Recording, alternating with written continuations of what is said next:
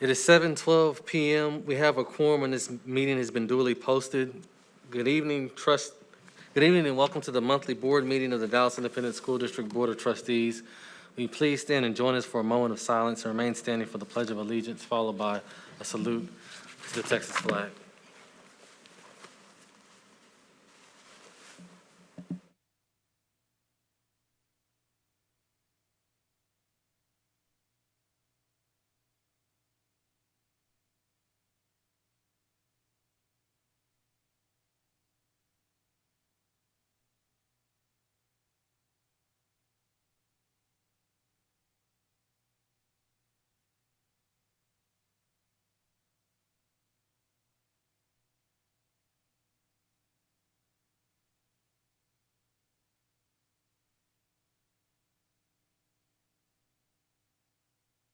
The following trustees are present. District 1, Trustee Flores. District 2, Trustee Marshall. District 3, Trustee Mitchkay. District 5, Trustee Johnson is joining us virtually. District 6, Trustee Foreman. District 7, Trustee Mackey. District 8, Trustee Solis. District 9, myself, Justin Henry. Our Superintendent of Schools, Michael Hernandez, joins us. This meeting will be available simultaneously in Spanish on social media through Dallas ISD en Español, on Facebook, and through the district's website. Trustee Flores, could you do us, pick the worst time, sorry. Where's my script? Si hay alguien que esta junta se va a transmitir simultáneamente en español. Gracias. Gracias. On March 16th, Governor Abbott granted a request by Attorney General Ken Paxton to temporarily suspend a limited number of open meetings laws to the extent necessary to allow telephonic and video conference meetings in response to the coronavirus. In accordance with those suspended rules, we certify the following. A, notice of this meeting has been posted online for at least 72 hours. Although members of the board are not gathered in a central physical location, we do have a quorum in attendance at this meeting by video conference. We are meeting by the use of Zoom meeting software for those that are online. The rest of us are in person. This allows for two-way communication for members of the public. As we would do at any in-person meeting, members of the public who have followed the instructions on the meeting notice for registering to speak during public comment portion will be unmuted for 3 minutes to speak. If you would like to provide comment at a future meeting conducted by video conference, please follow instructions on the meeting notice. All other meeting procedures will adhere to board-adopted procedures to the extent practicable. An audio recording of this meeting is being made and will be available to the public. We apologize in advance for any unforeseeable difficulties and ask for your patience as we navigate unprecedented conditions. If you have questions about these suspended laws, please call the Office of the Attorney General at 888-672-6787 or by email at toma@oag.texas.gov. I don't think we have any elected officials in the room. Trustees, there are no recognitions. Before we move into the meeting with reports in the public forum, we do have a closed session. We anticipate the closed session will be roughly 15 minutes, and then we will return to this room. It is now 7:15 p.m., and we are in closed session. So I'm going to back up. Forgive me, I need to read this part. The board will retire to closed session pursuant to Texas Government Code Section 551 concerning any and all purposes permitted by the Act, including but not limited to the following sections. Texas Government Code Section 551.071 for private consultation with its attorney about pending or contemplated litigation or on a matter in which the duty of the attorney to the governmental body under the Texas Disciplinary Rules of Professional Conduct of the State Bar of Texas clearly conflicts with this chapter, including ongoing procurement compliance review update. The time is now 7:16 p.m. and we are in closed session.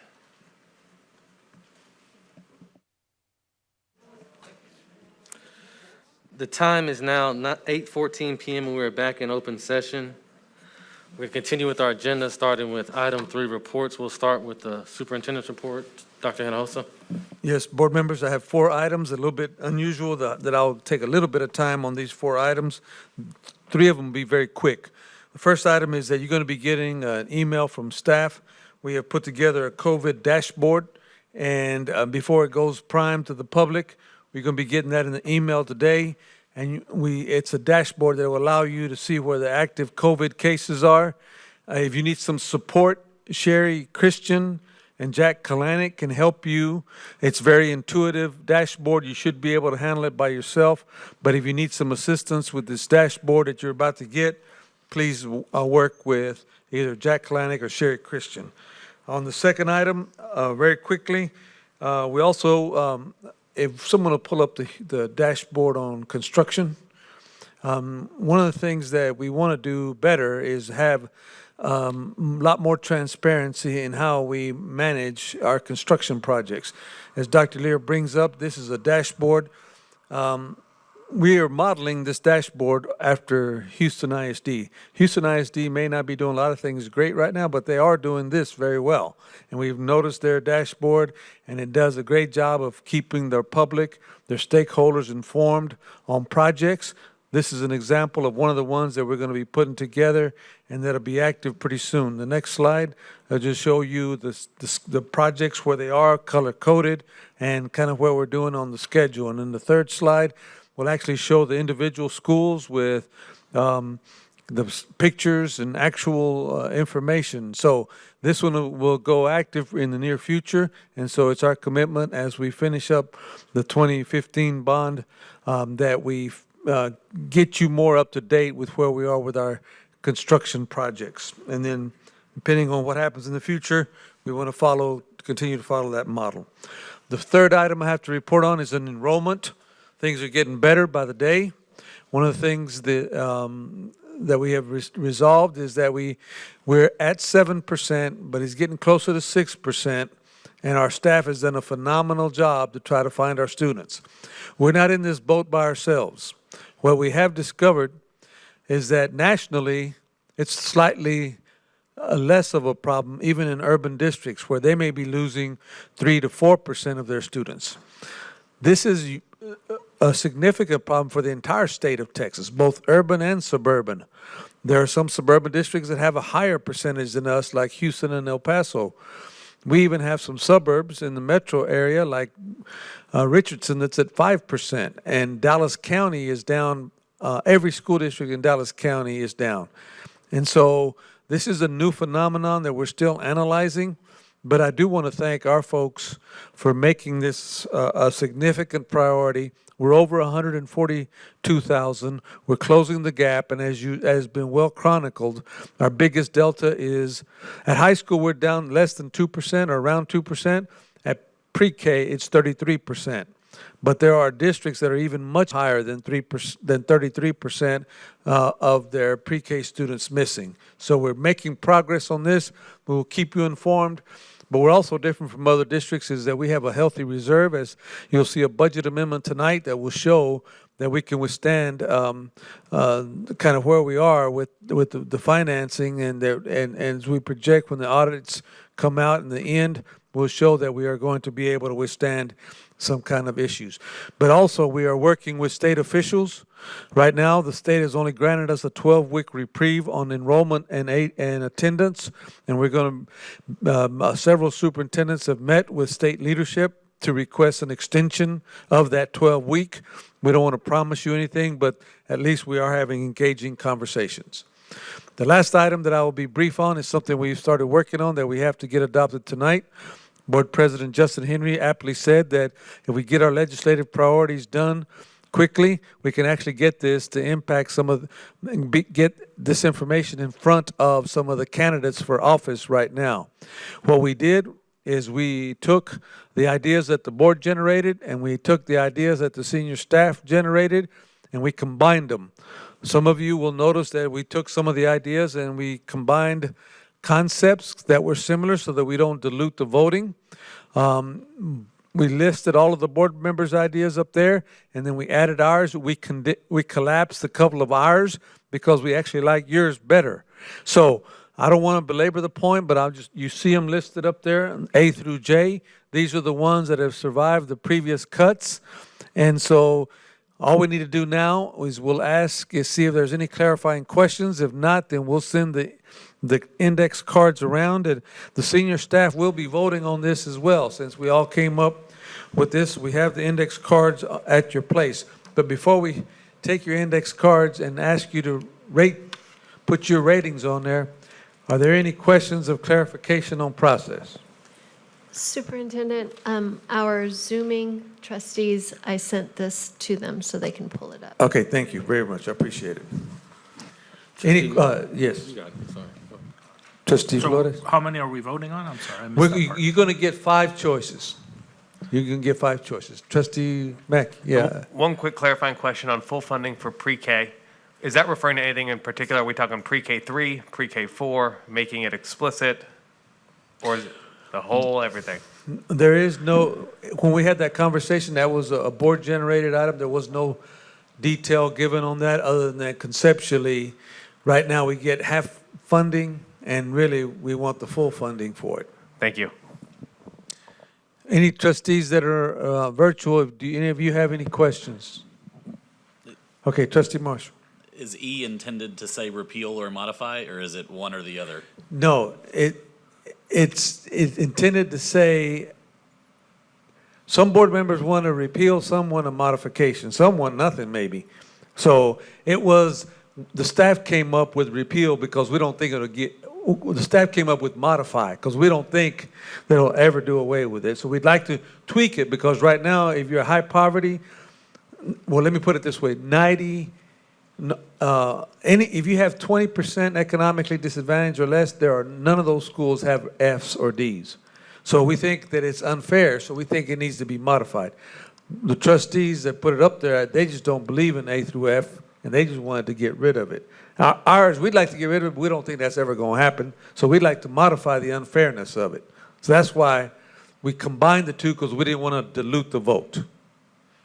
But if you're going to vote, it has to be, are you scratching out repeal then, and we're voting on it to say No, modify? if somebody wants to separate the two, we can separate the two, but we thought we would try to get it on the priorities, and we compromised and put it on there. But if the board doesn't think that's fair, then we can certainly amend the language. Trustee HK? Yeah, just as a point of order, are we moving over to 7.01 of the agenda to work on this right now, or are you just setting this up for later? Just setting it up for, later we'll vote on, see what the results are. Okay. We'll vote on that later. We're just getting everybody's input right now. There's no vote right now, we're just getting everybody's input. And just again, on the process question, are we doing what we did the last time, assigning disproportionate weights to the 5 priorities that we pick? Yes. Okay. So- And what are those weights again? Okay. Okay, those weights are 15, 10, 8, 5, and 3. 15, 10, 8, 5, and 3. Any other questions before we ask you to fill out your card? Okay, looks like you're filling out your card.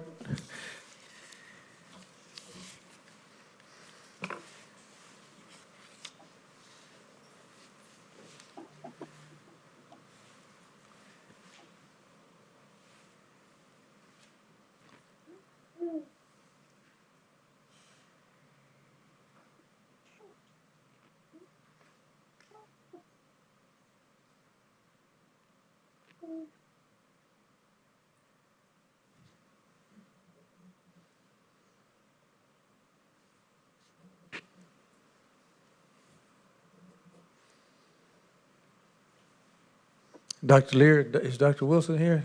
Whenever your cards are finished, if y'all will start collecting them. And Dwayne, since Alan King left, you need to audit our numbers and our adding.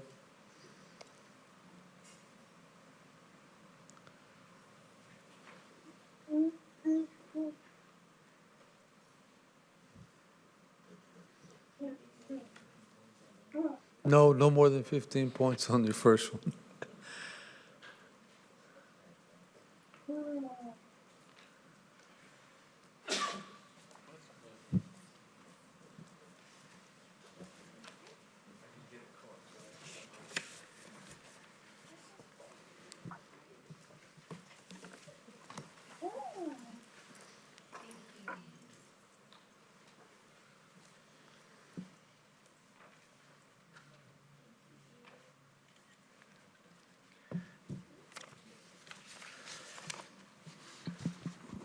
Once we get all the cards, President Henry, we can move on, because they'll just tabulate them, and then we'll discuss this again when we vote on that other item. So we'll let the staff tabulate these. Got it. Trustees, we're moving on to 3.02, Board of Trustee Committee Reports. Are there any committee reports? I have Trustee Flores and Trustee Mitchell. Very quickly, Trustee Henry, we had an audit committee this last week, and we approved a number of the reports. We went and, oversaw the changes to the financials, which are in the, board meeting tonight. And we also looked at the budget in terms of hours for different types of projects, and received reports from Internal Audit Chief Alan King on some changes and modifications. He's hired some consultants to help, in particular with the construction type auditing work, and in particular with the CMAR. And we're going to have a pretty exhaustive and deep oversight over any of those projects through the internal audit function. And he's hired and brought on board the people that can help make that happen. So very glad and very receptive to that. And then we reviewed a couple reports for which there's going to be follow-up around maintenance and operations. Thank you. Thank you, Trustee Flores. Trustee Mitchell. Yes, I just wanted to give a brief summary of the Superintendent Evaluations Committee meeting that we had on Wednesday, September 16th. Present at that meeting were Trustees Garcia and Mackey and myself. This was very preliminary, but we did realize that the Superintendent Evaluation Instrument that we had been using for the last several years has about 25 data points, and only about 8 of them are going to be available for the evaluation of the prior school year, the superintendent's performance. And we've discussed whether or not to do a pause in terms of using that evaluation instrument, or to use the criteria that we currently are able to obtain. At this point, we didn't make any decisions, but that was what our discussion was about. And then on a going forward basis, if we use the instrument, we were looking at the possibility of making sure that the numbers in the pause year would be appropriately adjusted. And then one thing that I wanted to bring up that I did not bring up, but I wanted to give a heads up to not only the committee members and the other trustees as well as the administration, is the possibility of adding something to the instrument that we will be using for the upcoming year, related to customer service issues. Things like work orders, are they processed timely? Buses, are they running on time? Calls, are they being answered on time? We'll have to work with the administration to come up with metrics that are fair and reasonable.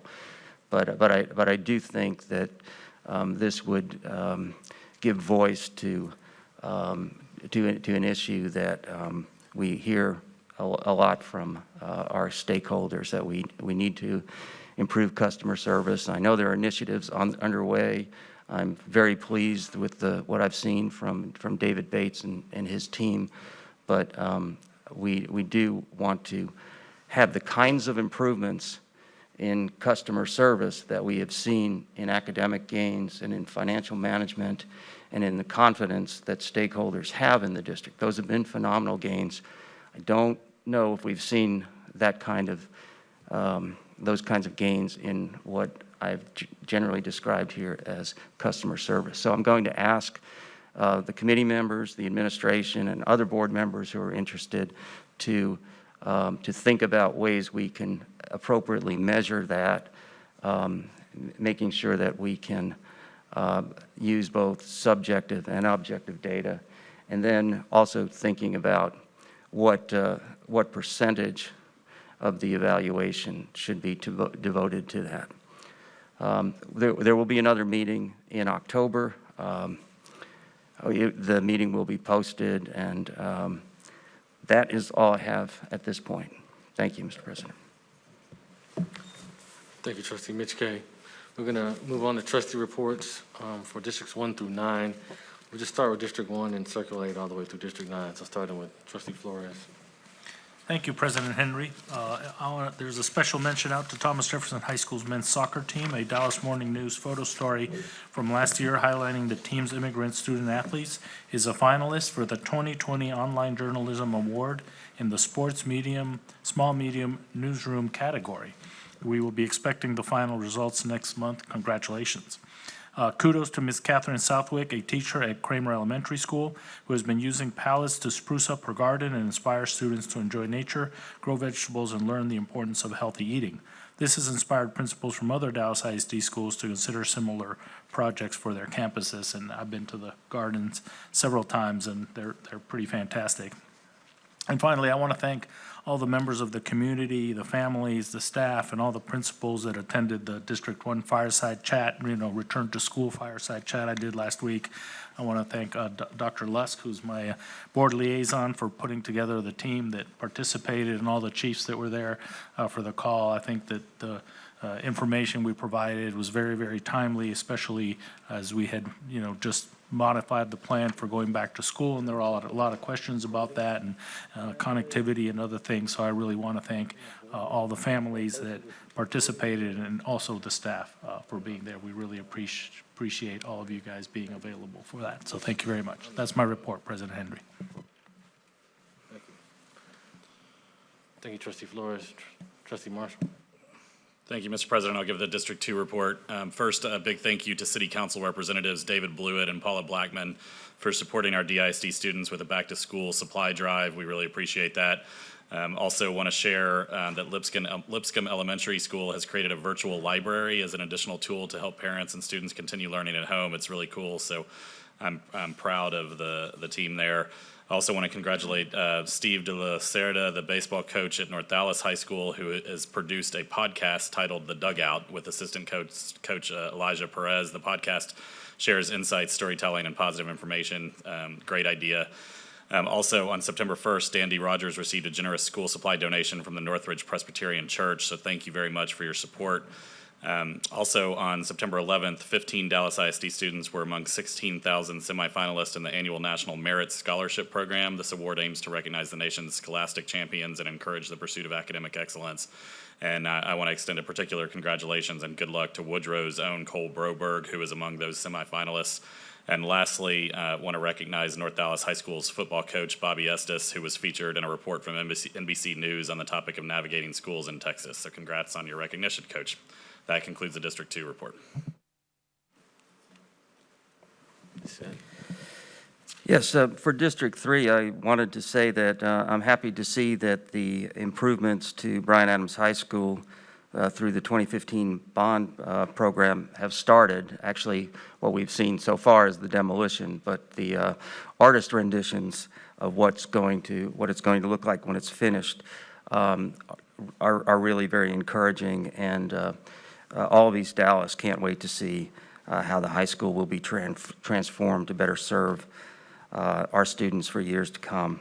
I'd also like to congratulate the District 3 teachers who received several $1,000s for great projects through the Junior League grants for innovative teaching. These teachers include Mona Lisa Chada from Emmett J. Conrad High School, Aliana Sang and Shelley Thibodeau from Robert T. Hill Middle School, and Angela Miller from George Truett Elementary School. Thank you, Mr. President. That concludes my report.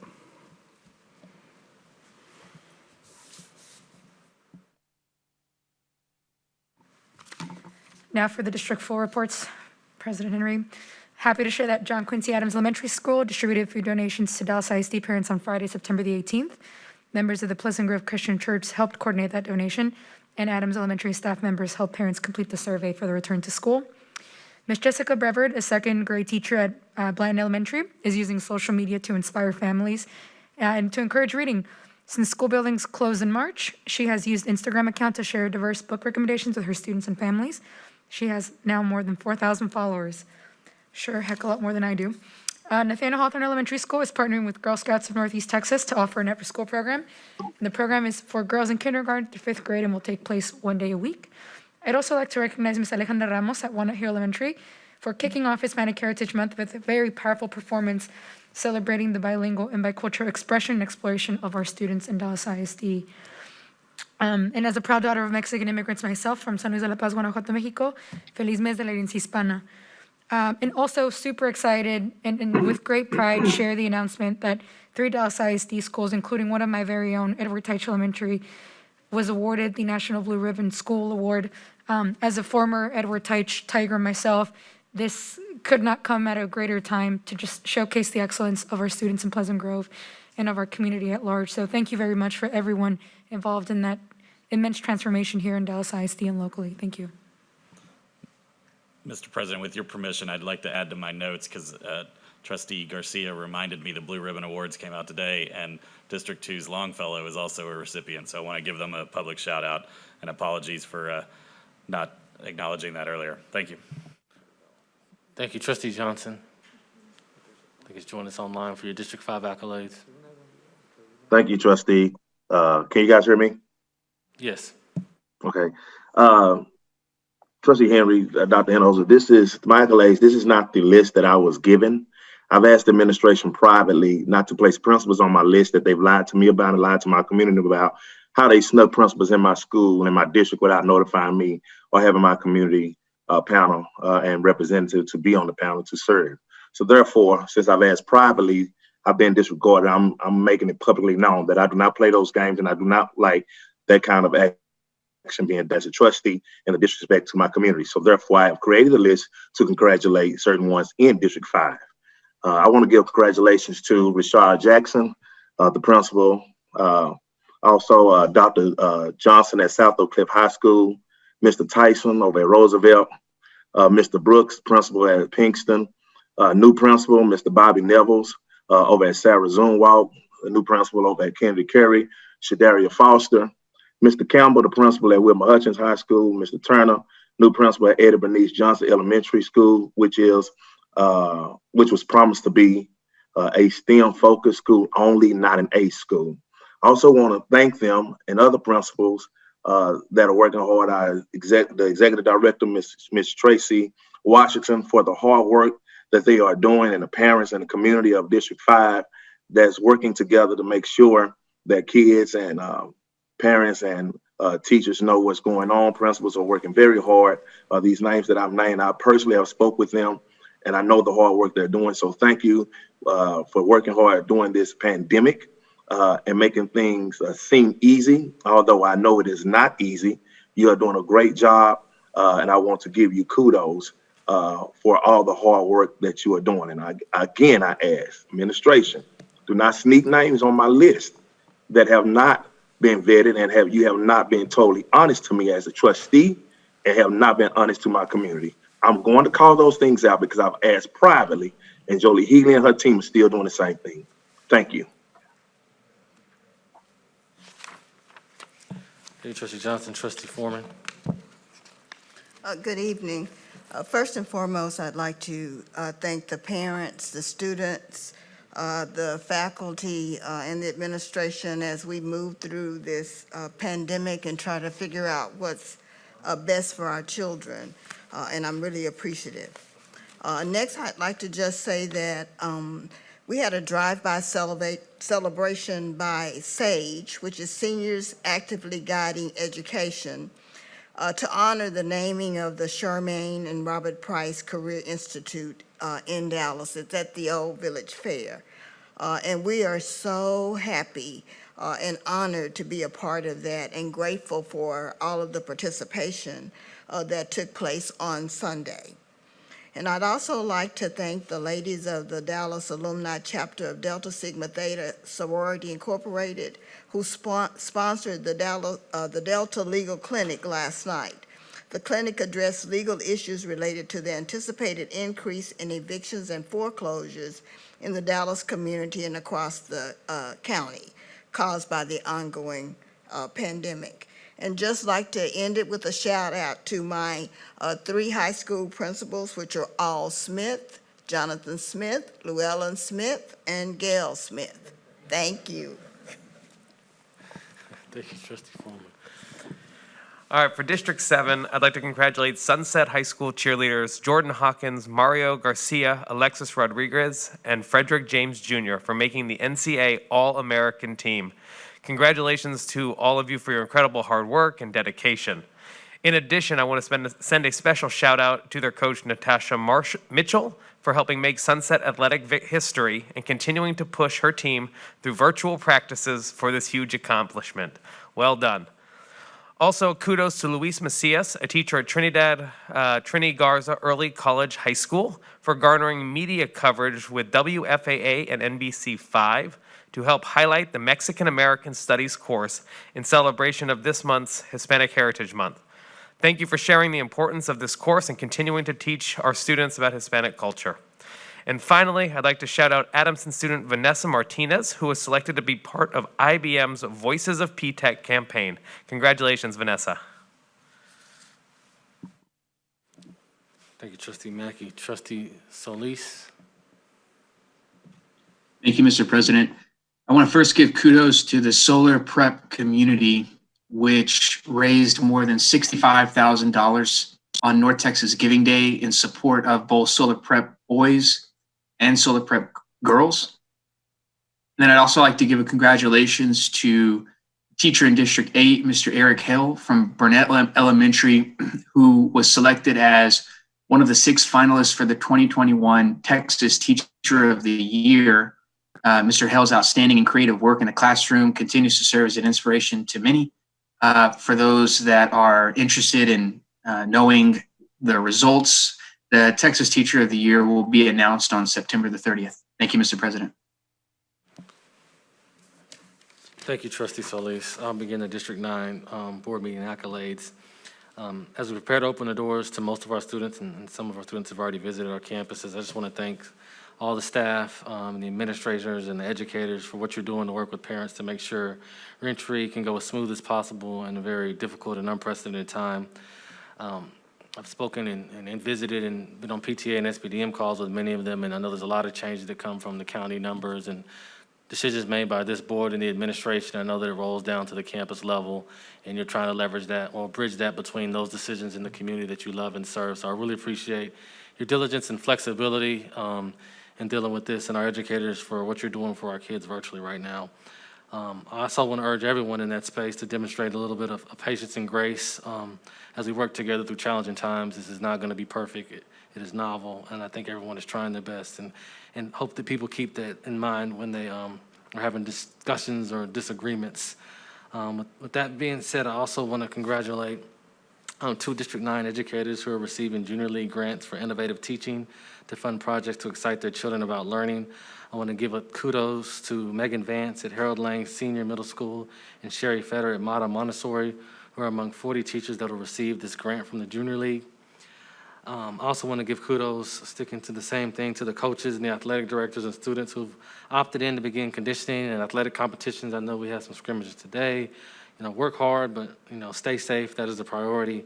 And know that you have our support and the community support. I want to thank folks that are working out in the community. I'm going to name some specifically. I know St. Luke Community United Methodist Church, the South Dallas Fair Park Faith Coalition, and Bridge Builders have donated backpacks of all kind of school supplies. They've reached out to our educators specifically and asked them what they need, and then turned around and delivered those specific needs. So I couldn't name all the groups that are working in our communities right now in these unprecedented times, but I really think it's showing the best of all of us for what you're all doing for our community. I want to acknowledge also, I want to join in what some of my colleagues have said to celebrate Hispanic Heritage Month. We are one community, and we want to honor the Hispanic community for its historic and present-day contributions to our city, our county, our society, and the world. And I want to end on a note, just a reminder to everyone that make sure I get the date right. So the Dallas 2020 census continues, and September 30th is the deadline. We only have 6 days. So if you have not completed your census, I ask that you please complete your census, and that will conclude the District 9 report. Our agenda now calls for the public forum segment of our meeting. Ms. Grant, will you please call the speakers? Our first speaker is Trustee Joyce Foreman.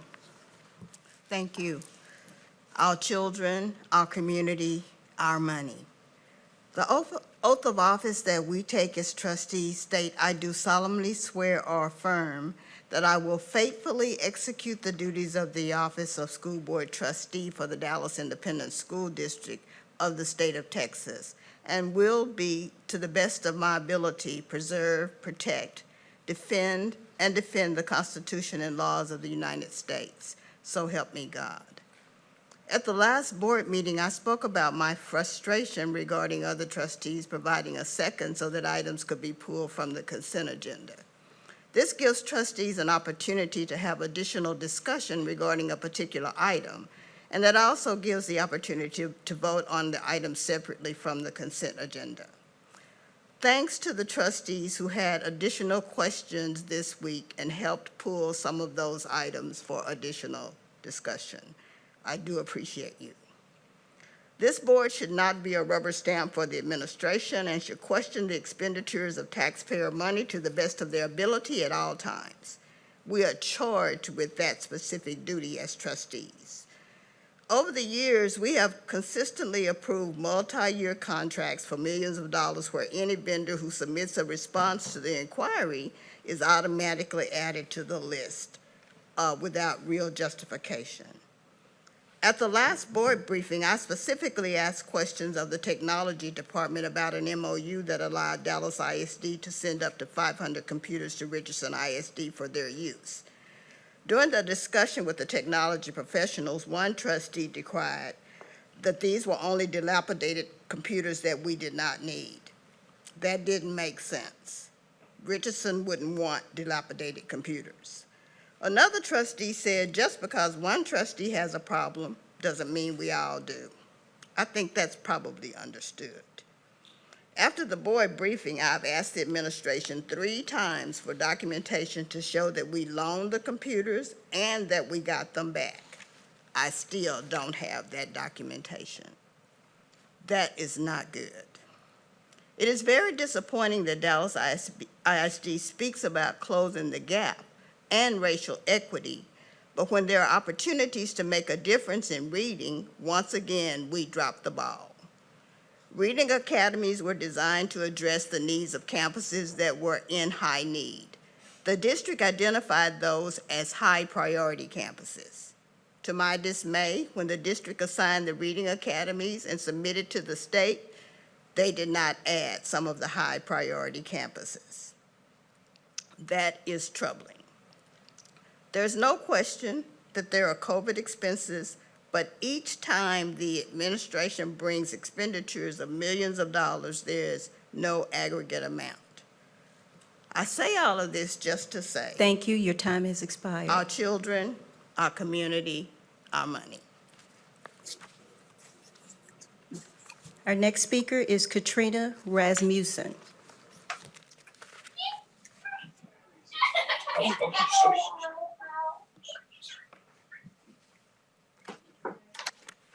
Ms. Rasmussen, you have 3 minutes to speak.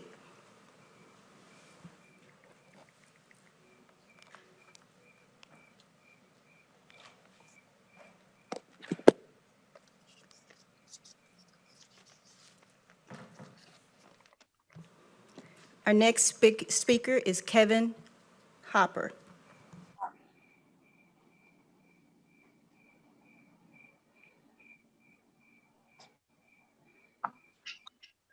Can you hear me? Yes, we can hear you. Good evening. My name is Kevin Hopper, voter in District 2, teacher in District 3. It is with heavy spirits that I address you today. Your employees are troubled. We're scared for our lives. Since returning to physical spaces, our employees have already been confronted with dozens of violations of safety protocols, inconsistent enforcement of masks and social distancing, and insufficient messaging from the district regarding the best safety practices that all campuses should be following. The safety guidelines the district has provided lack mechanisms of enforcement and err in the favor of campus autonomy to enforce or not enforce protocols that have been put in place to maximize the safety of staff and students. For example, what are the guidelines for mask wearing? Ask 5 employees at 5 different campuses and you'll get 5 different answers. What is the policy on bio clocks versus web clocks? Again, ask your employees and the answers will vary. As some administrators have implied to their employees that they must physically clock in every day, crowding into the same small space where social distancing is not possible, touching the same object over and over again, exposing office workers to everyone that works in the building. I would hope that our bosses actually cared about the safety and value of human lives, but this is not always the case. Furthermore, the guidelines and equipment provided by the district are inadequate. While I see you have posted things such as hand washing signs in student restrooms to instruct on proper hand washing procedures, our facilities are not equipped with hot water, paper towels, or sinks that will run 20 seconds unless you're physically touching the faucet, allowing you to only wash one hand at a time while contaminating the other with the dirty faucet that has been touched 100 times before you.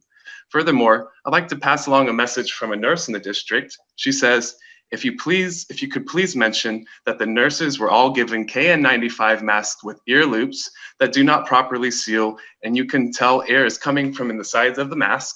Nurses have been instructed that these masks can be used when they are performing aerosolizing procedures such as breathing treatments.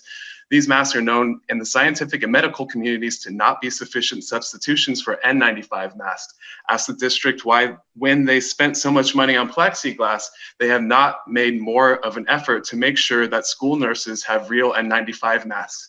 And if they are not going to make an effort to purchase N95 masks for nurses, then the nurses deserve an explanation why, and they deserve to be ethically informed that they are not properly protected from coronavirus, especially since N95 masks that the nurses did have in our clinics were confiscated during the spring and given to local hospitals.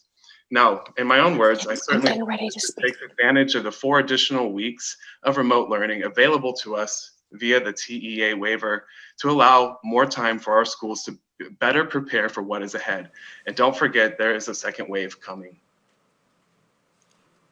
Our next speaker is Lori Kirkpatrick. Good evening. As you know, MAP testing is wrapping up tomorrow. We've spent 2 weeks of precious learning time administering a standardized test for the purpose of TEI, paying our teachers for standardized test scores. I want to read to you an excerpt from Ed Week Market Brief. It's dated September the 2nd, 2020. And before I do, I'll just remind you, Chris Minnick is the CEO of NWEA. NWEA is the maker of the MAP test. Here is Mr. Minnick on the MAP test.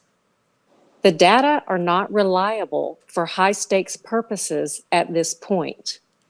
Furthermore, Minnick is recommending that it not be used at this time for any high-stakes decisions such as teacher evaluation. The CEO of the company making the MAP test says the test is not reliable for use in high-stakes teacher evaluations. Given this, I respectfully request a formal statement from the district justifying the use of MAP for high-stakes teacher evaluations and pay. I'm also concerned about the pressure being put on campus staff surrounding this high-stakes testing. In these past 2 weeks, campus staff have said it's mandatory that MAP be taken. You cannot opt out. They've refused to answer if MAP is being used for TEI teacher evaluations, and have removed at least one individual from a community meeting with over 100 participants for speaking out against paying teachers for standardized test scores. Parents know MAP for the purpose of TEI is wrong. Yet it would seem the district is actively trying to deceive the taxpayers and humiliate parents for a purpose even the testing company CEO says is inappropriate. This is unacceptable. There are alternatives, meaningful, informative alternatives to engage in authentic learning and reinvigorate students, teachers, and the community. I hope you will begin to see the way. One such alternative is using pattern-based items. It was researched in Texas through the TEA with over 400,000 students participating. I'd be happy to share the research report with you. The ISD, we can do so much better. Let's start together. Thank you for your service. Thank you. Our next speaker is Elena Davis. Good evening. I'm Elena Davis. As she said, I am a parent in District 2, and I have 3 elementary age children at Lakewood Elementary, the one and only elementary where our children are not going to be allowed to go full time. I have to say, I understand this is such a difficult time. We're in the middle of a pandemic, and I appreciate all of your efforts and time and energy in trying to do what's best for our city and our children. I have a few questions and I guess a few points I would like to talk about. My first question, so Lakewood has chosen a 5-day, half-day model, hybrid model. And my question to that is how in the about an hour and 20 minutes in between the 2 groups is everything going to be sanitized in a manner sufficient that the PM group who will be meeting at 12:20, will everything be cleaned in a way that is sufficient to kill anything that our sweet little AM group will have put on any of those desks and chairs and bathrooms and knobs and everything else? How is that going to be cleaned? Second, I would like to know, I understand that this is for the first grading period, and then will be will be adjusted to accordingly. My question is how or what number or what statistic is it that we're looking at so that all of our children can go full time? I know it's difficult. I understand that. And we're looking at safety and I get that too. But we're looking at the best interest for our children and their education, and full time every day is in their best interest. My last point is, this all stems down to Lakewood is overcrowded, and it has been for many years. And I know it's hard to rezone because there's an uproar from parents, but I urge you to please address this as soon as possible, because we wouldn't be in this predicament if it wasn't for that. Thank you for your time and efforts. Good night. Our next speaker is Christina Childress.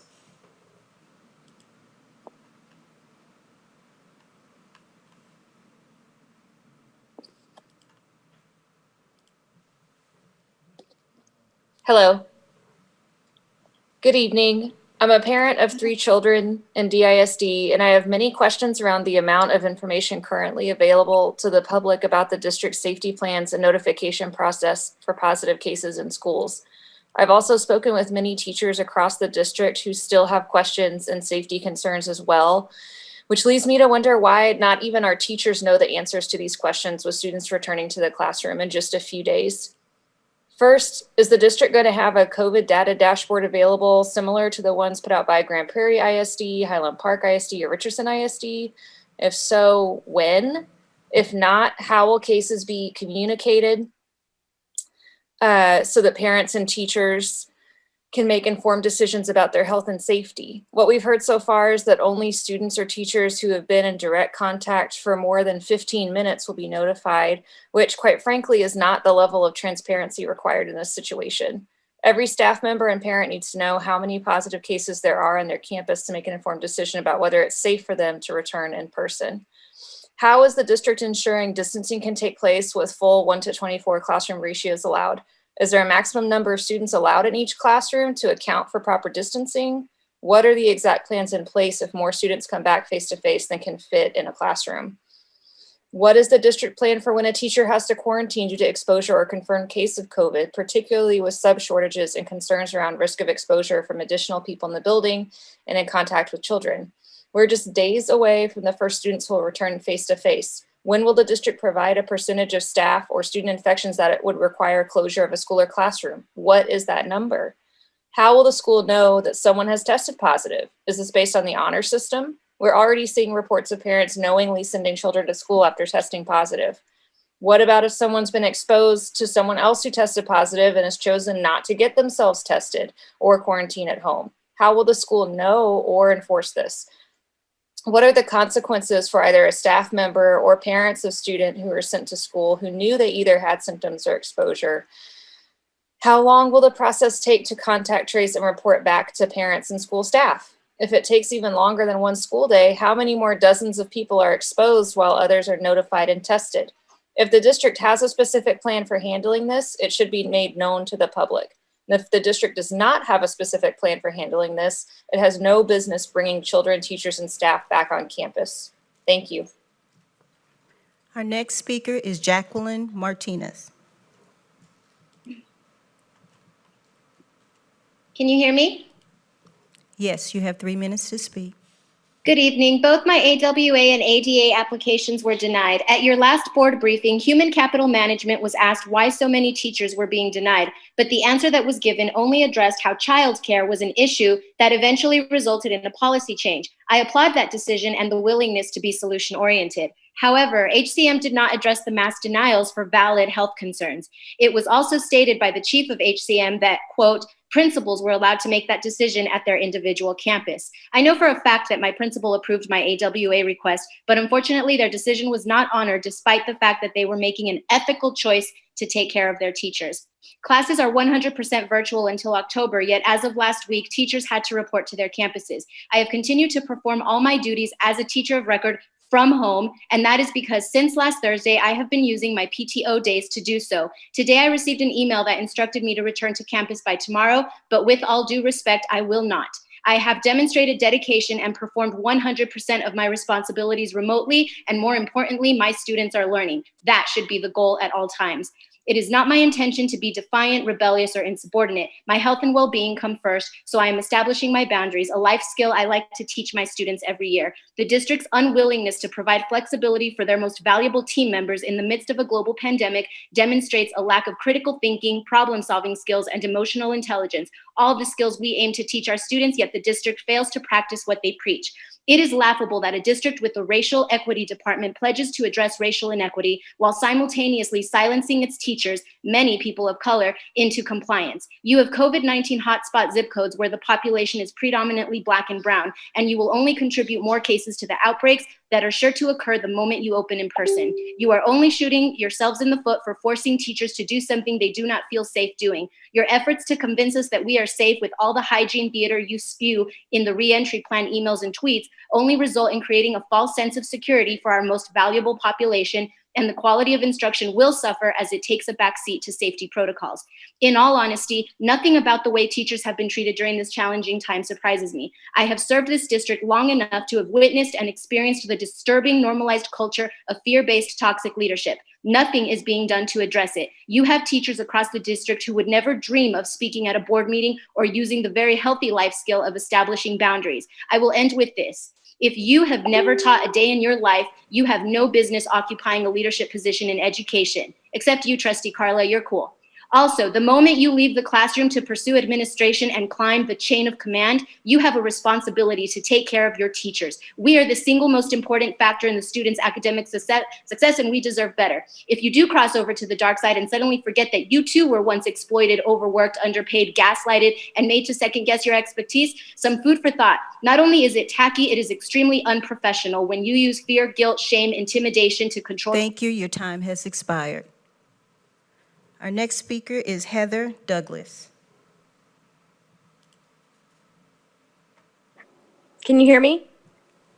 Yes, you have 3 minutes to speak.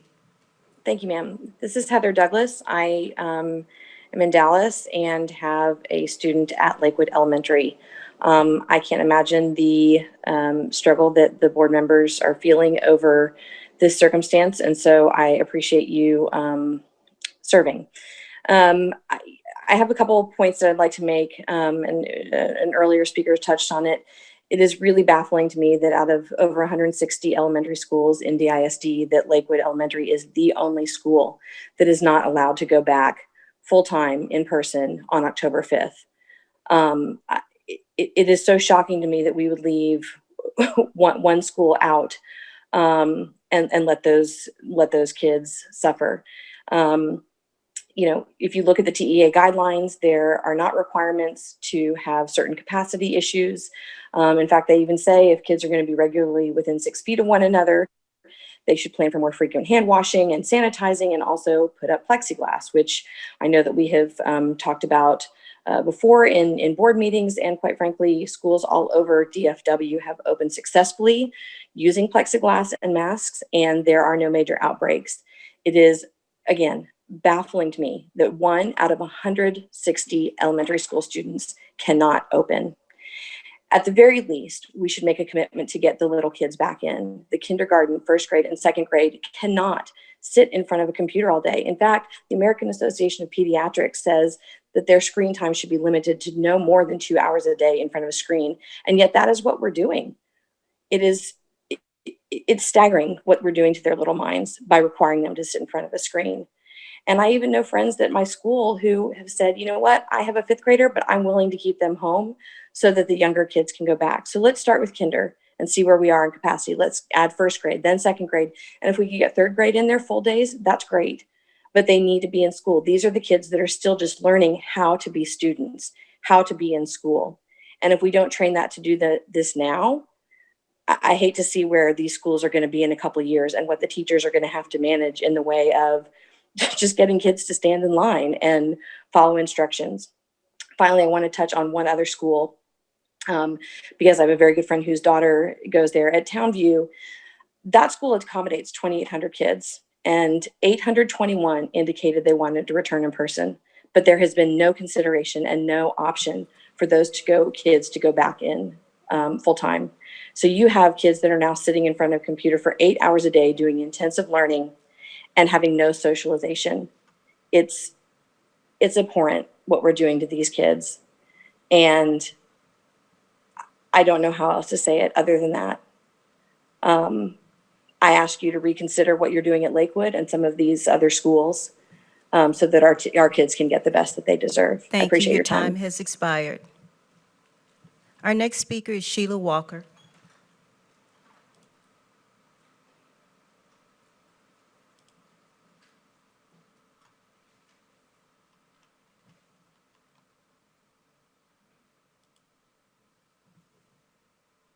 Sheila Walker.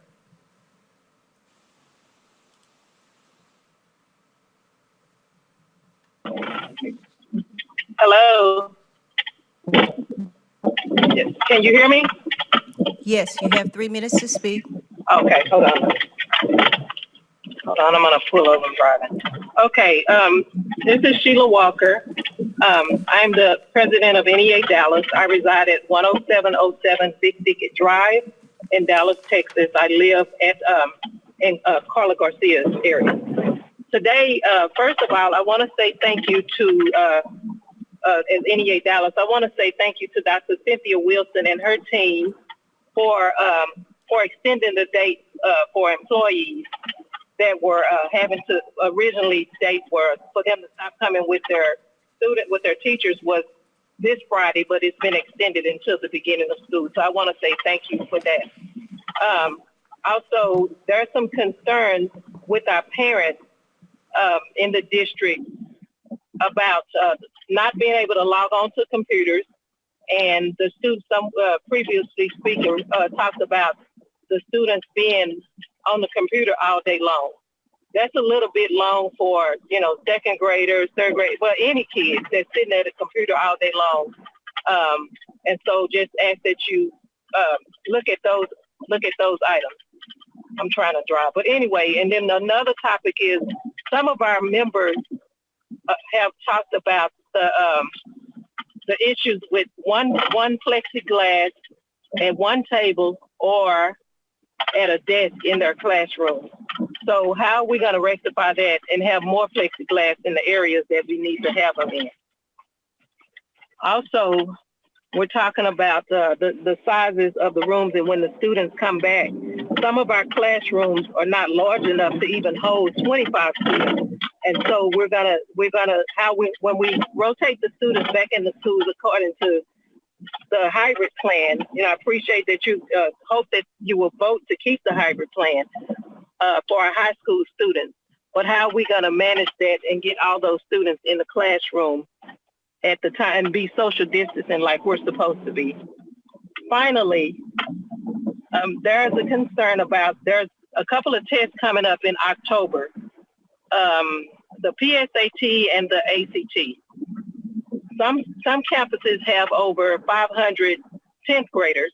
How are we going to social distance these kids with the test? And one of the days is on a flex day, which is on a Wednesday when schools are closed. Is transportation going to be provided for these students? What are we supposed to do? These are just some questions and concerns that we have, NEA Dallas, or just across the district totally. But I want you to know that we appreciate everything that you're doing to try to make us safe. And that's our plan, is to make us safe. And know that everyone makes mistakes, because with the pencil, there is an eraser. So thank you for your time and your effort. Thank you. Our next speaker is Gina Torres.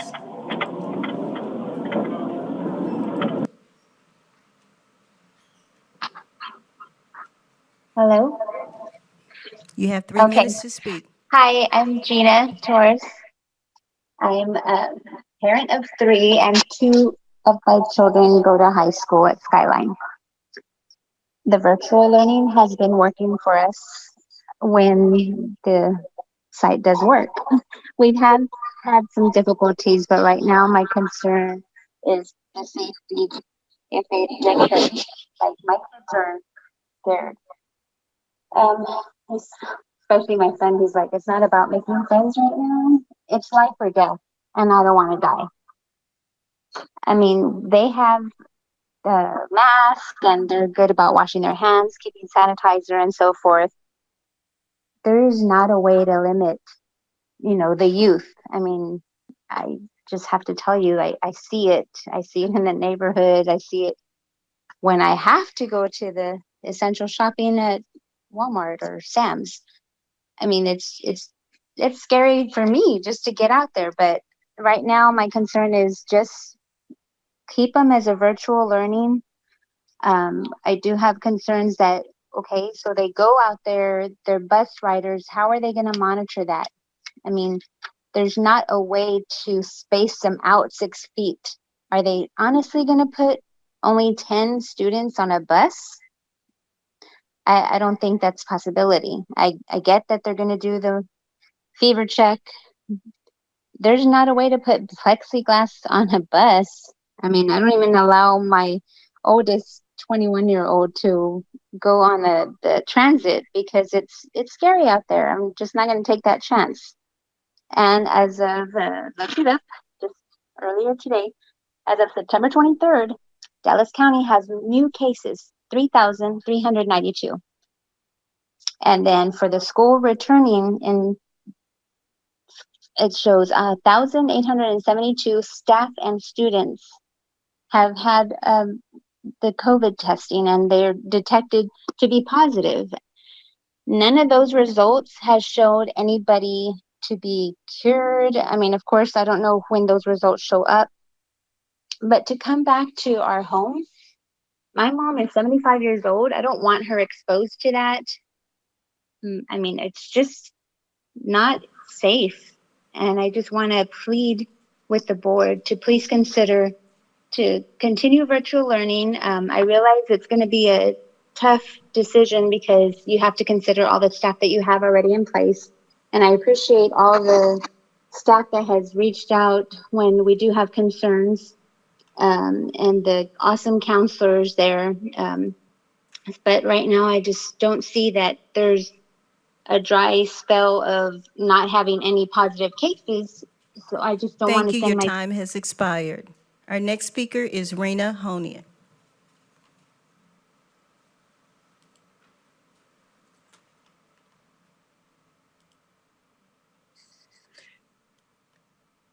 Good evening. I'm Rena Honey, President of Alliance AFT. Credit is due for all the work that has gone into being prepared for students returning to campuses. With that said, massive amounts of anxiety and stress still linger with the rank and file employees in the district. While the reentry plans look good on paper, the reality is that implementation is being interpreted by campus administrators, and more people feel unsafe than those that feel safe. They're seeing administrators not wearing masks. There's visiting in groups without social distancing, other employees not following safety protocols, PPE not distributed to employees, and I could go on and on. The fact remains that employees are testing positive for the coronavirus and having to quarantine before the majority of students have even shown up. There's not been a consecutive 14-day decline in positive cases in the county, and people are still at great risk. The political, parental, and corporate pressures that are placed on you as decision makers seem to have clouded your judgment as to what is best for everyone. Many educators across this district urge you to extend distance learning for another 4 weeks and consider extending it for the first semester. In addition to the safety concerns, employee evaluations must also be addressed. Constructive criticism is always welcome to increase performance and mastery of skills. But if anyone thinks that conducting evaluations during this school year is the right thing to do, those who live through those evaluations and suffer the consequences through their compensation will tell you that you're very sadly mistaken. We're experiencing the most uncertain and inconsistent educational setting that anyone in our lifetime has faced. There are too many variables that cannot be calculated for that the fairness issue is totally in question. When it comes to testing, what guarantees are assured for testing security, alignment for content, validity and reliability of the test, virtual versus in-person test administration? Our educators must be held harmless again this year. Teachers cannot be held accountable for students' ability or inability to connect online or for parental support or lack of support. And what are the plans if the county has to shut everything down again because of a spike in cases like we encountered in March? Choose to be fair to those that continue to give abundantly to this district and the students they serve. Hold all staff harmless again this year because it is the right thing to do. Thank you. Thank you. Our next speaker is Zoe Holden. Hi, can you hear me? Yes, you have 3 minutes to speak. Thank you. My name is Zoe Holden with Alliance AFT, and I am speaking tonight for a myriad of reasons. First things first, schools should not reopen until CDC guidelines have been met, aka a 14-day reduction in cases. But if the district insists on bringing faculty, staff, and students back to campuses, it must be done so in the safest possible way, which so far the district is failing to do. In just casual conversations with friends who are educators, I have heard of administrators not wearing masks, even doing conga lines without masks or social distancing, staff on campus without PPE. Some buses have 56 students on a 40-seat bus, and some teachers have 30-plus students in a classroom designed for at most 25 students. In what universe is this safe social distancing? When a student is on a bus for half an hour, or in a classroom for a full day, or a cafeteria for another half hour, you are risking exposure to the virus not only to students, but staff as well. Additionally, teachers and staff in high-risk categories, such as those with cancer, organ transplants, and immunocompromised individuals, should be allowed to work from home, no question. Denying ADA and work-from-home requests from the most vulnerable is unconscionable and inhumane. One high-level official is on the record as saying that cancer patients do not need to work from home because they wear masks during flu season. I feel I must remind the superintendent and school board that COVID-19 is not the flu. COVID-19 patients, even if they exhibited no symptoms at all, risk potentially permanent neurological or organ damage. The absolute lack of empathy and understanding is phenomenal. Many in the school board have made strong points that COVID-19 is stressful to students, and there's no doubt that it is, but it is equally stressful for our educators as well, who may be battling illness in their families, job loss from partners, making sure their own children are educated, and more. It is no secret that the district administrators micromanaged its educators to the point of exhaustion before the pandemic. Virtual and in-person learning adds to that burden, and there has been no real direction from the district about how exactly this will happen besides more or less make it work, and expecting the same results as in-person learning under the most optimal of circumstance. I urge the school board to lower the testing burden on already stressed students and educators and decouple pay from testing scores and hold teachers harmless again. In summary, treat your staff right and learn leadership. Give them the PPE they need, ensure proper social distancing, allow the most vulnerable to work from home, and reduce the burden of testing on students and educators, and shield them from administrative bullying and micromanaging during the most uncertain and difficult time. And as a PSA to teachers, you still get planning time by state law. If you're not getting 450 minutes every 10 days, call your union. Thank you. Our next speaker is Diane Birdwell. Hi, my name is Diane Birdwell. I'm with NEA Dallas for 22 years, and I live at 5705 Meadowick. My topic tonight is like nobody else's because, frankly, I see things a little differently. Yes, we're concerned about COVID. We're concerned about a lot of things, but I'm also concerned about the leadership or lack thereof in this district. When Mike Miles came to town and TFA came to town, the idea of having administrators who had been in classrooms for 5, 7, or 10 years went the way of the dodo. Suddenly, after 2 or 3 years in a classroom where you're just finally learning what works, what doesn't work, where the copier is and how to work it, you could suddenly go for a master's degree and become an administrator. Now I see that there's a program out there with UNT and the DISD trying to get administrators into the P-TECH program, of which I'm a part. This is my 3rd year in P-TECH. And I was very disturbed, as were other P-TECH teachers across the district, to see that the ad for it says, all you need is a 3.25 average, blah, blah, blah, and 2 years of teaching in a classroom. Not 2 years in P-TECH, not 2 years of prior administration, just 2 years of teaching to help run a program that deals with community colleges, 2 different administrations, 2 different locations, 2 different sets of classes. The cheapening of administration is what happened after you cheapened what it meant to be a teacher in this district. You have disrespected veteran teachers like me and others by the thousands for the last 5 to 10 to 15 years. And now it's come to this. 2 years, someone who's been teaching for 2 years is going to tell me how to teach? You've got to be joking. They haven't even seen a cohort go through a school. They haven't even seen a program come in and then fail and get bought out or changed like it always does. This is why the suburbs don't have to do anything about recruiting. This is why the suburbs get our experienced teachers and our experienced administrators. And I'll tell you something else. If you're only asking for someone to have 2 years of teaching experience, that means you want the youngest of the young. That means you don't want experienced adults, teachers who have been in the classroom for years. That's age discrimination, guys. Don't think we're not watching in NEA Dallas.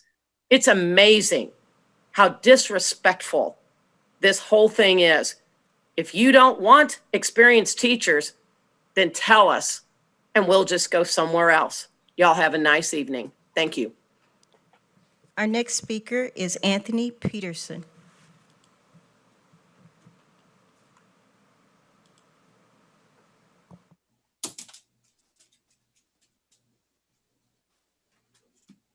Okay, can you hear me?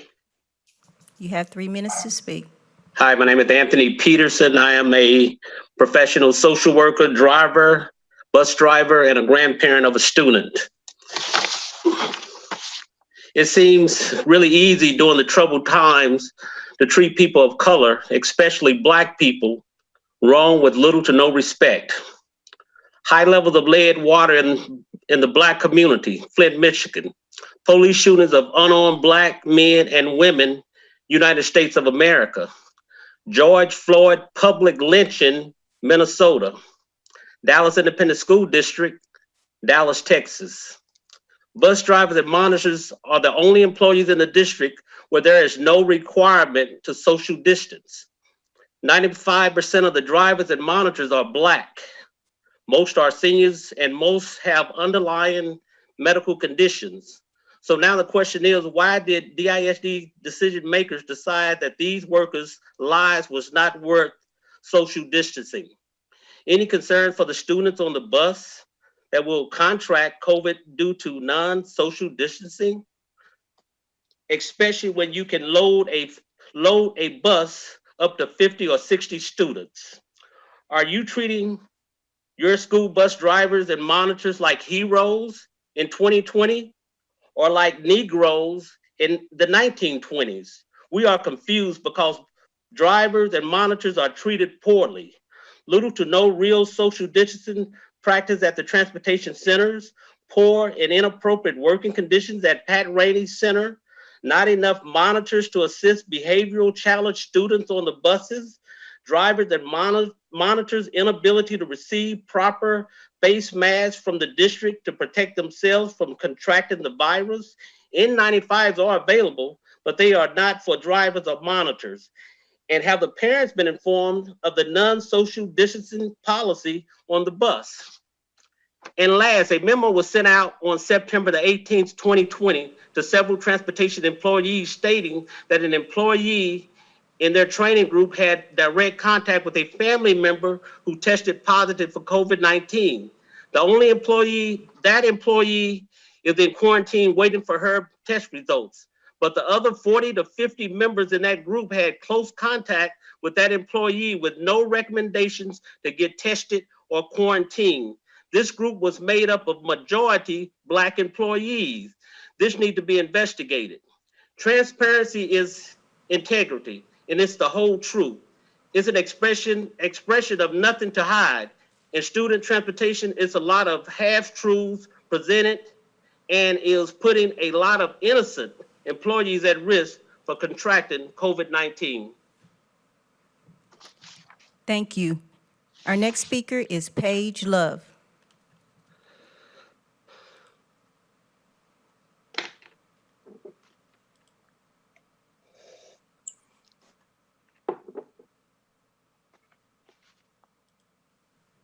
Paige Love.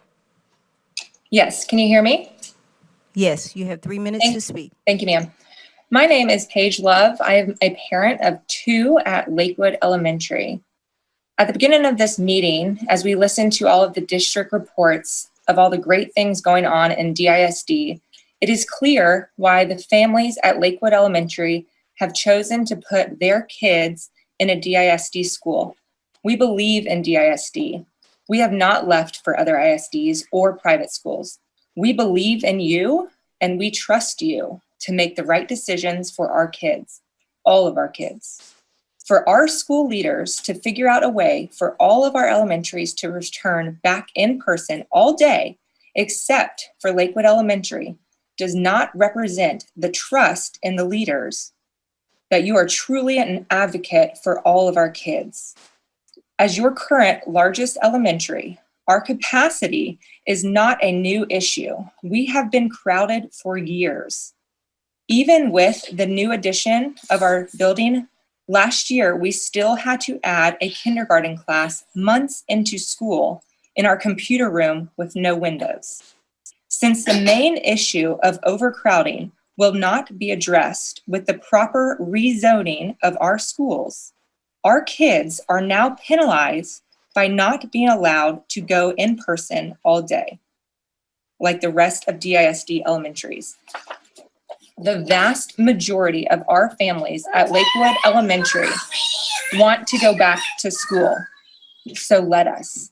If our campus administration did not feel there was an option to bring back everyone full-time safely, therefore deferring to hybrid, please provide the parents of Lakewood Elementary with the data used to make that decision. None of that has been properly reported. Please require campus administration to be transparent on how this decision was made.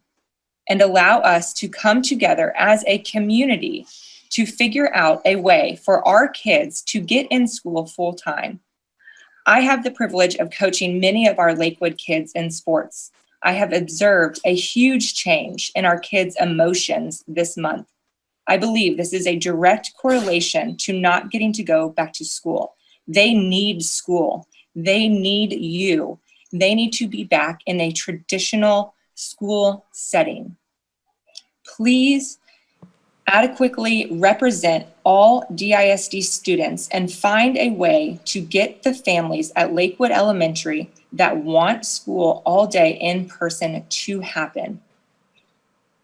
There is a way, and I urge you to take a serious look at our attendance zone and let's build a stronger DISD. Thank you very much. Thank you. Our next speaker is Vanessa Sahun. Hi, my name is Vanessa. I teach in South Dallas, 75211 code. I came into teaching wanting to make a difference in students' academic life. Ms. Sahun? Yes, can you hear me? We can now. Okay. Hi. I teach in South Dallas, 75211 code. I came into teaching wanting to make a difference in students' academic life. Ms. Sahun? For themselves and their right to education. And now I'm here speaking to you, not only for myself, Ms. my Sahun? students, or students' parents, but for our fellow educators as well, all of them. I was fortunate enough to have landed in a school where my first years was a huge learning experience and a growth process for me. I was extremely supported by my principal and coworkers. I received our Feeder Patterns Commitment Keeper Award, just hitting my second year of teaching. I felt recognized, appreciated, and supported. I felt like I mattered. I quickly learned, and I learned to be flexible. The next speaker is Christia Houston.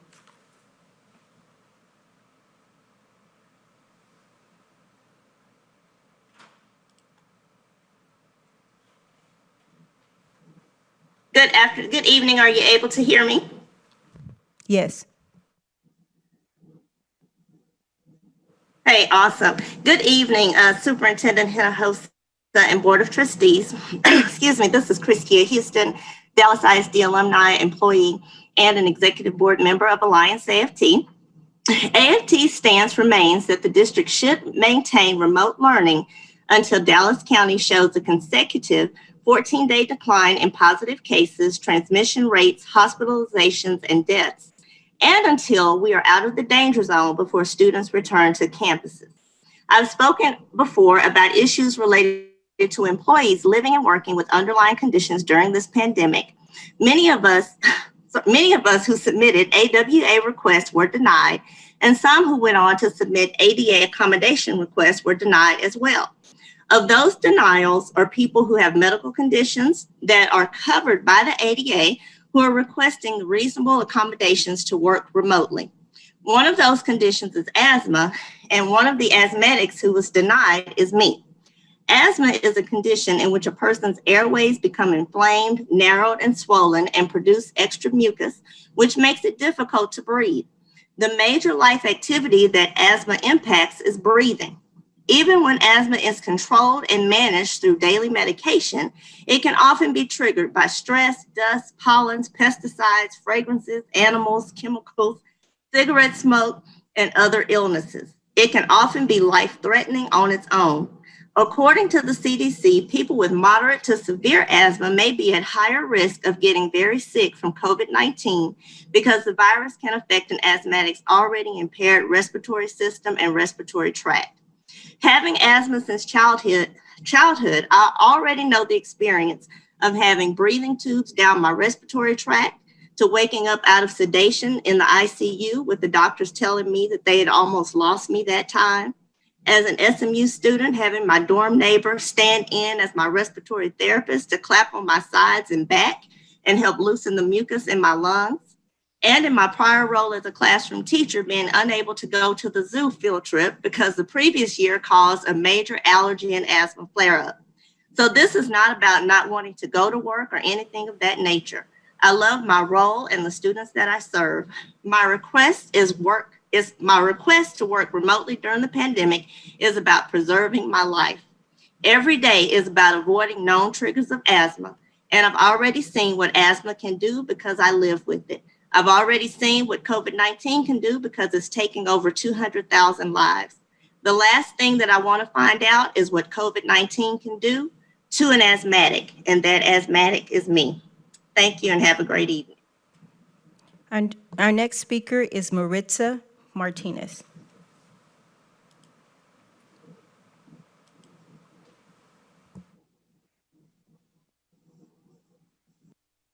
Hello, can you hear me? Hello? If you could speak up, we could hear you. Okay. Good evening.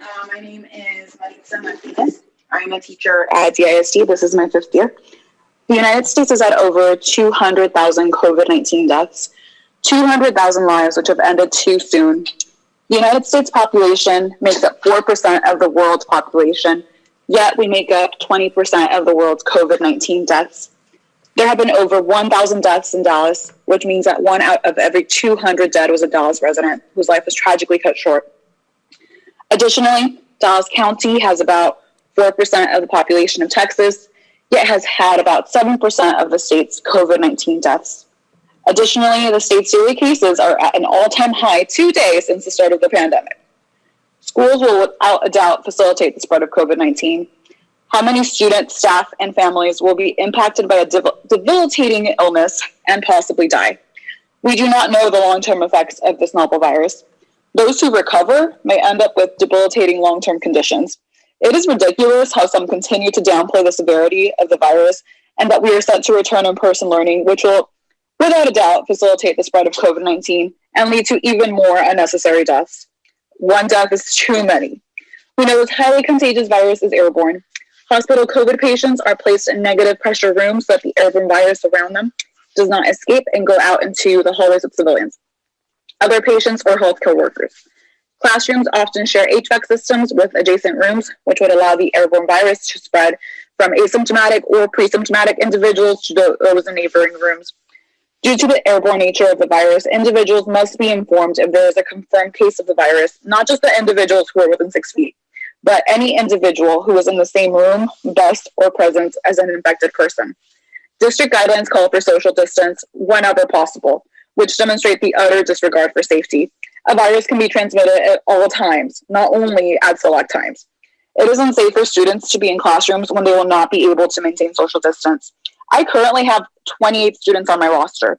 If about 50% return in person, like the campus survey shows, then there is absolutely no way that they will be able to distance within the classroom. Safety measures, including temperature checks, are useless because you are failing to consider that pre-symptomatic and asymptomatic individuals can still transmit the virus. Please consider student and staff safety. We must wait until we meet the following criteria: at least 14 days of declining cases in Dallas County and the state of Texas at less than 5% positivity rate. I understand that some families are ready to send their children back to school, but you must prioritize health and safety and again, put human lives above all else. Thank you for your time. Our next speaker is Emily Johns.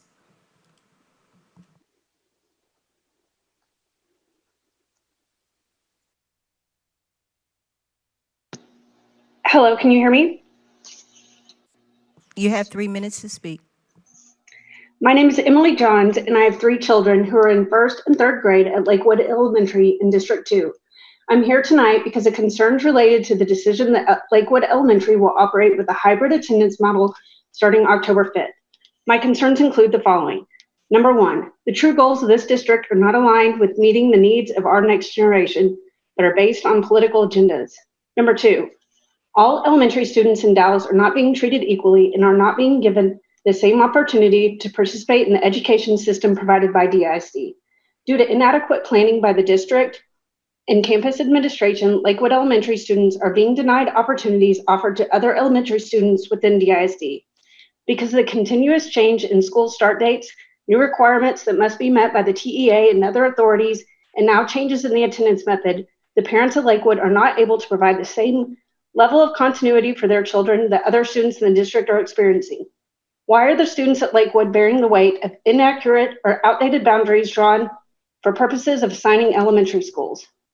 Has DISD taken the effort to re-verify proof of residency for each and every student to ensure that the district's policy related to school boundaries is being enforced properly?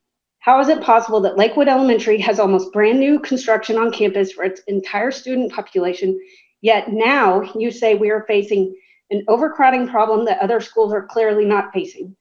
Number 3, I'm concerned that the safety of students was not the true reason for the delay in starting school and the decision to shift to a hybrid attendance model. Our tax dollars have provided us with highly professional educators that should be given the same duty and responsibility in our community as medical professionals who have embraced the COVID challenge.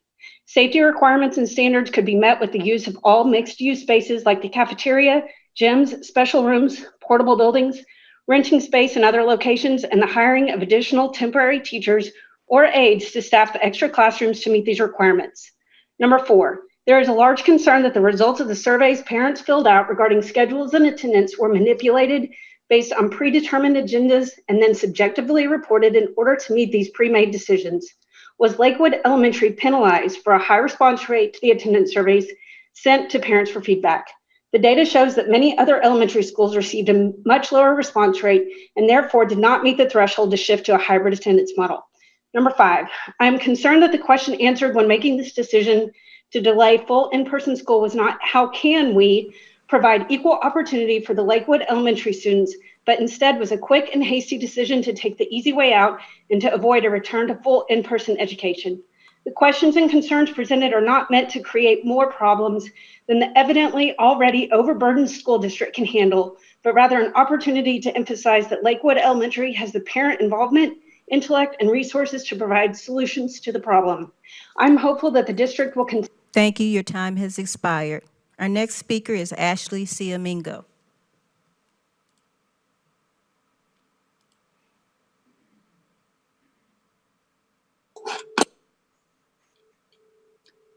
Good evening, Superintendent Hinojosa and board members. My name is Dr. Fiamingo. I'm a science teacher at Franklin D. Roosevelt High School and a member of Alliance AFT. If we view the past week as an experiment, the evidence clearly indicates that our campus is not ready for in-person instruction. Anecdotal evidence from trusted friends and colleagues reveals the same for numerous other campuses in the district. Even with teachers working in their own rooms and the small number of students on campuses, there have been reported exposures of individuals to others who are COVID positive and rampant disregard for mask wearing and social distancing practices. The protective supplies and careful plans that were touted in August and are being shared with the public have not been deployed. We simply are not ready. Specialized unit students returned to campus on September 17th, and many of the promised supplies have not been provided. Amongst them, plexiglass dividers, face shields, student masks, air purifiers, hand sanitizer, and disinfectant spray.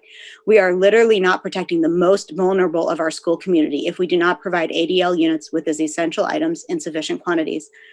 The district has set these teachers and their paraprofessionals up for failure.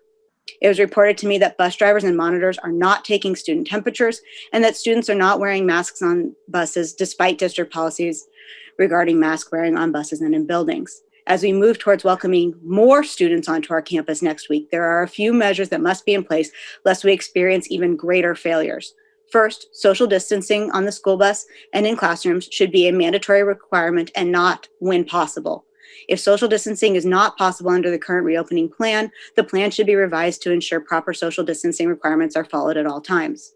Current COVID-19 disclosure protocols at the worksite are inadequate and often vague with regards to who will be contacted when there's a confirmed case at the campus. We are requesting that anyone who entered a room or bus where the confirmed case also visited in the last 1 to 2 days should be notified of a possible exposure, regardless of masking and distancing. The CDC has acknowledged that the virus is aerosolized, so plexiglass and surface sanitation are not sufficient protection. It is not enough to only contact the individuals who are in the same bubble group, shared a bus seat, or otherwise meet a narrow definition of close contact. We must do better. All PPE and cleaning equipment should be provided at a minimum of 2 business days before the arrival of students to ensure time to notify administration of shortages. The specialized units are reporting a lack of supplies even after having students for a week already. Teachers and other staff do not need the additional burden of wondering where to find a mask for a student who shows up without their own and need sufficient time to configure their rooms with the provided protective equipment and time to familiarize themselves with the with the campus protocols prior to receiving students. We need to learn from the experiences of the past week and from other schools and districts. If we get this wrong, there are lives at stake. Tread carefully, because as the biggest district in North Texas and one of the largest in the nation, many eyes are watching, and missteps and miscalculations will not go unnoticed, nor will they be quickly forgotten. Thank you. Thank you. Our next speaker is Olympia Johnson.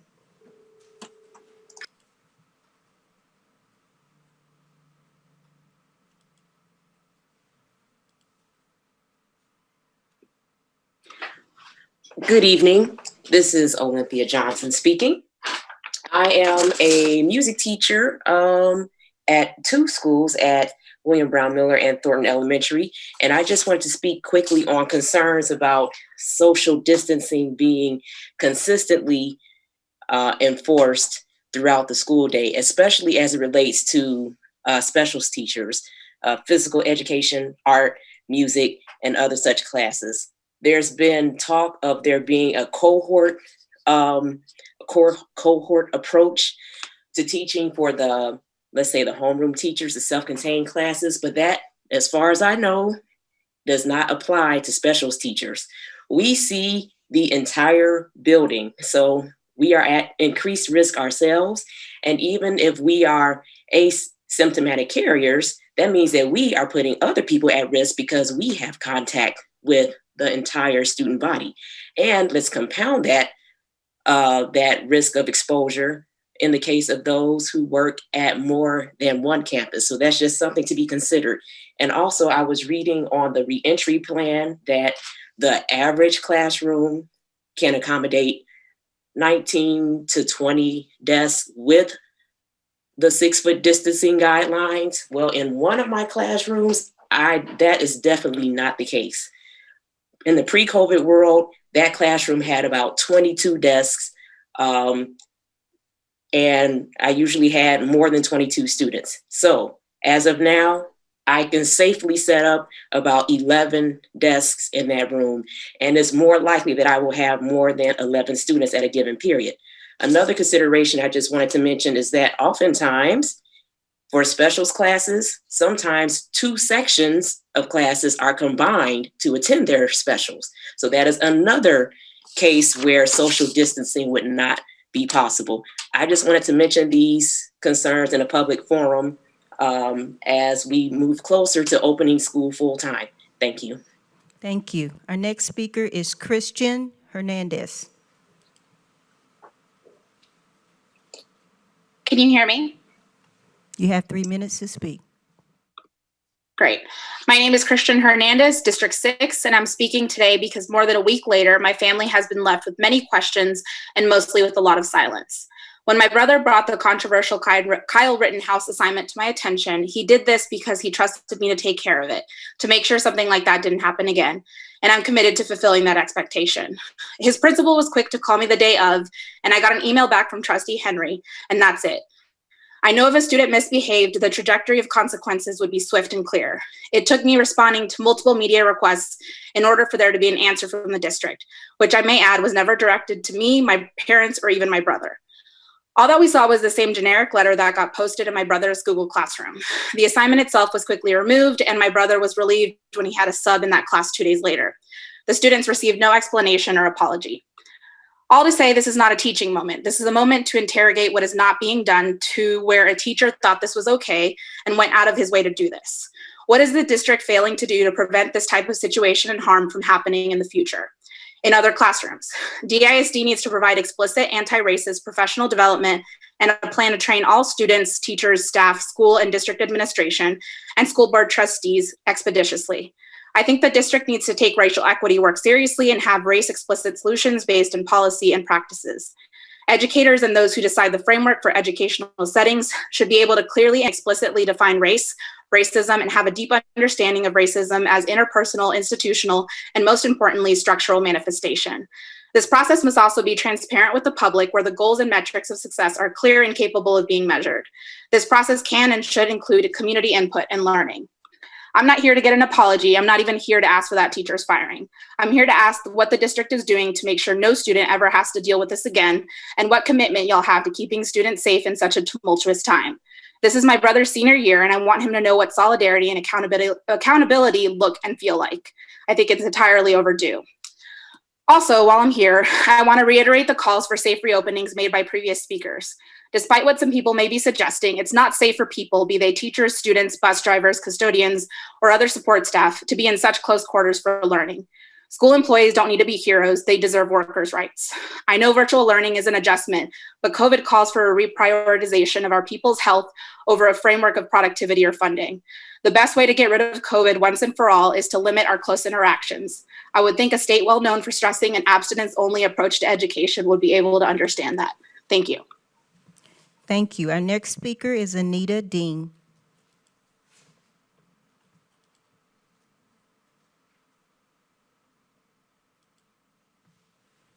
Anita Dean. Yes, I'm here. Thank you. Well, my biggest concern is my grandchildren contacting this virus. They are social distancing and wearing masks 100%. But what about the kids around them? I see families in the neighborhood gathering, and what if they come in contact with those that aren't as careful as we are? That really points out to me that what if they bring that sickness to the house? I am 75 years old. Are you, the administration, the district, able to take care of all my funeral arrangements, medical or whatever? And if you do, then I would like that in writing, because this is too dangerous for anybody to go out there. As I have heard from especially the teachers that have voice their concerns, and even they have medical issues, they're not even taken into consideration. So what about my children? What about them? Don't you all care enough? Is it the money?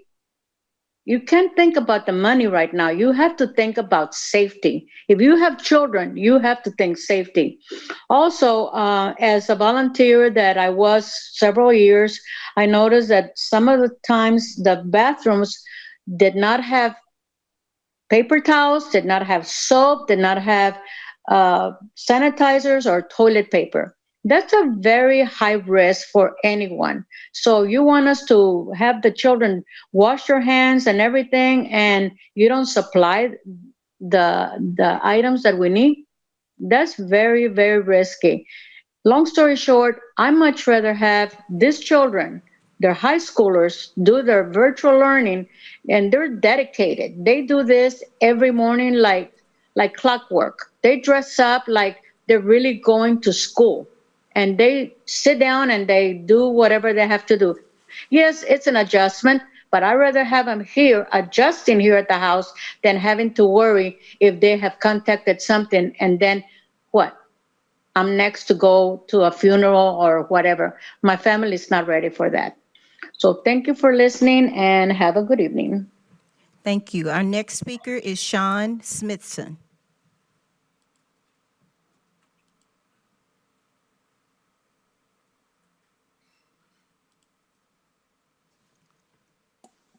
Hello, this is Sean Smithson. I have a kindergarten and second grade daughters at Lakewood Elementary School.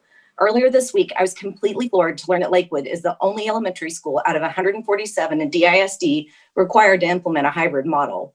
We've been told that's because the parent survey data had us at over 60% in person. I believe our return stats are inflated by parents choosing the in-person option because it gave the flexibility to change their minds later on, whereas the virtual option did not. However, even if we accepted that higher return rate, DISD told us that the survey results simply triggered an assessment, and the real reason Lakewood has to go hybrid is because of space limitations. Okay, well, what are the metrics that we use to take a look at those space limitations? None of us at Lakewood have seen them. Did they factor in options like using Lakewood's flex spaces, such as a library or lunchroom? Or what about our outdoor learning options like Lola? Did they consider the low COVID rate that we have in the Lakewood attendance boundary? Those things, combined with the district-lauded solutions of masks, frequent hand washing, and, as the Assistant of School Leadership Leslie Stevens put it, our new best friend plexiglass, should be enough to comfortably ensure full-time instruction.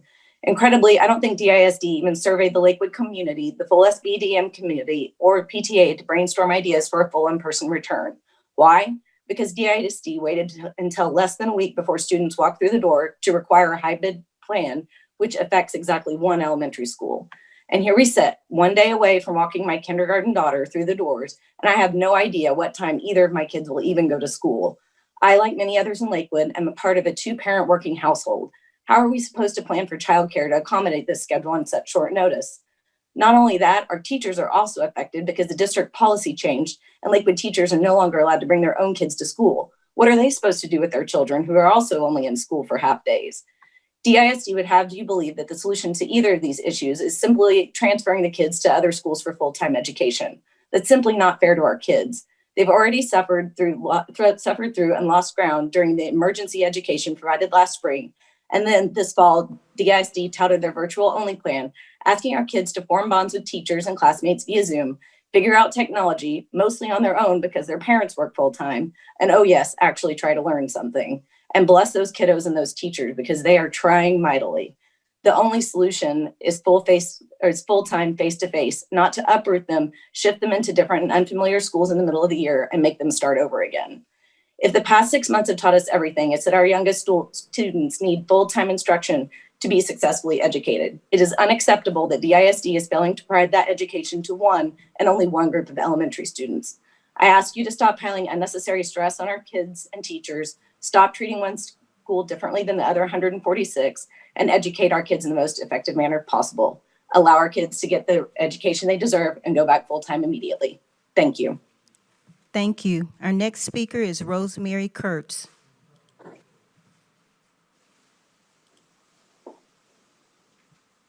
Hi.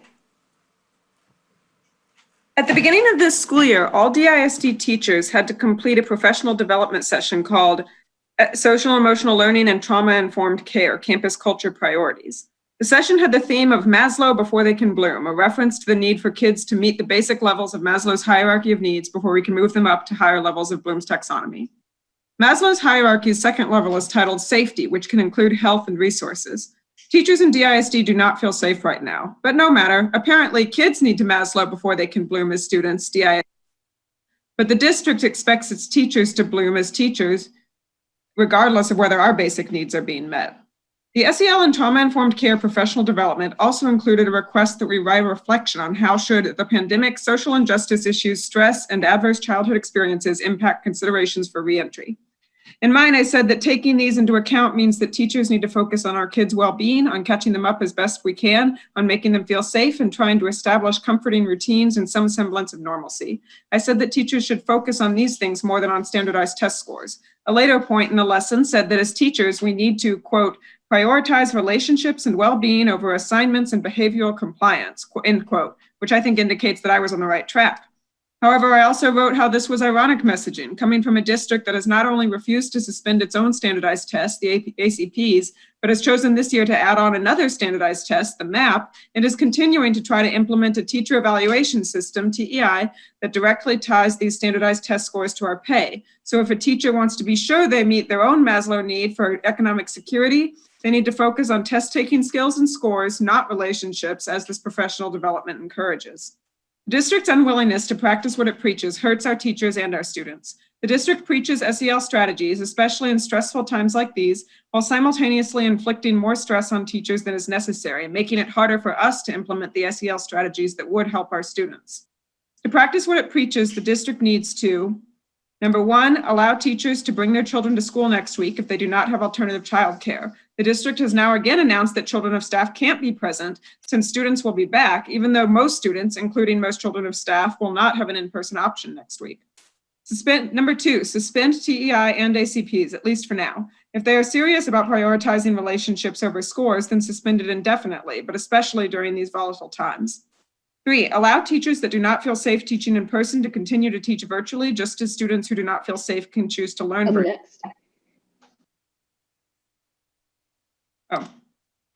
Four, be transparent about COVID cases in school. It does not help anyone's sense of safety to find out that they will only be notified of a positive case if they meet a host of criteria, including prolonged exposure of over 15 minutes within 6 feet without a mask, basically making it as narrow as possible so that the district does not have to tell parents and staff about positive cases in their school and not give them the opportunity to make their own risk assessment. This would be a good start. Thank you. Our next speaker is Denise Rodriguez.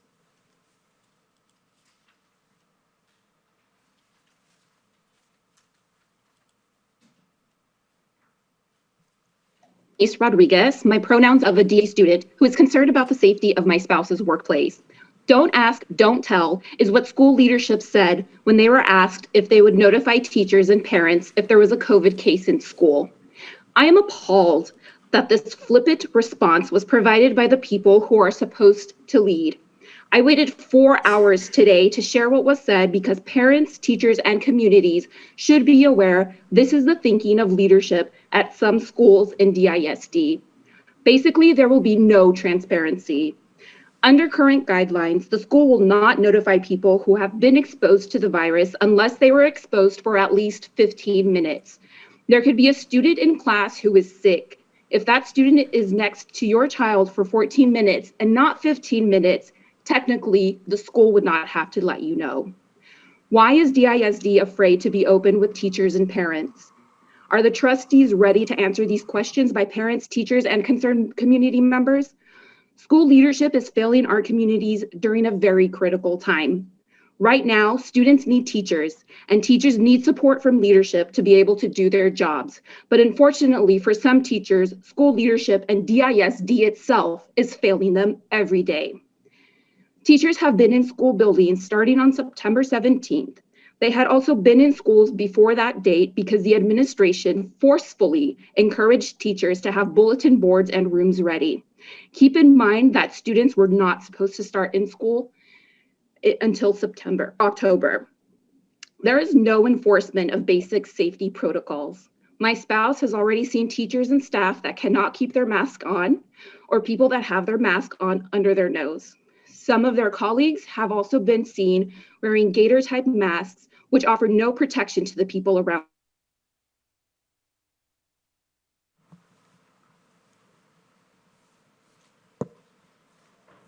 Thank you. Our next speaker There have is... also encouraged teachers to congregate together in a single area of food.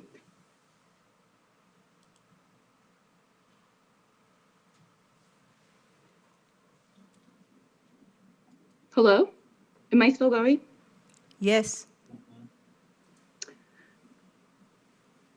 It is apparent that the people in charge of the biggest decisions on campus Your time are the people with the least experience.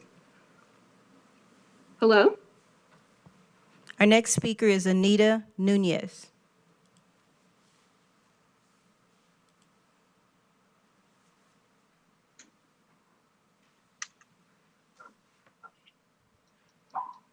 Hello? Can you hear me? Yes, you have 3 minutes to speak.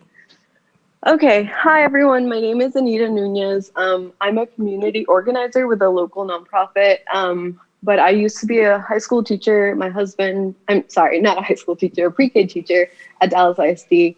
And my husband is currently a high school teacher, and my mom is also a pre-K teacher. So I've got a lot riding in this struggle. And not only that, the people we work with in my nonprofit are primarily Dallas students. And just in the last week, 2 of my students, literally in the last 3 days, 2 of my students have tested positive COVID.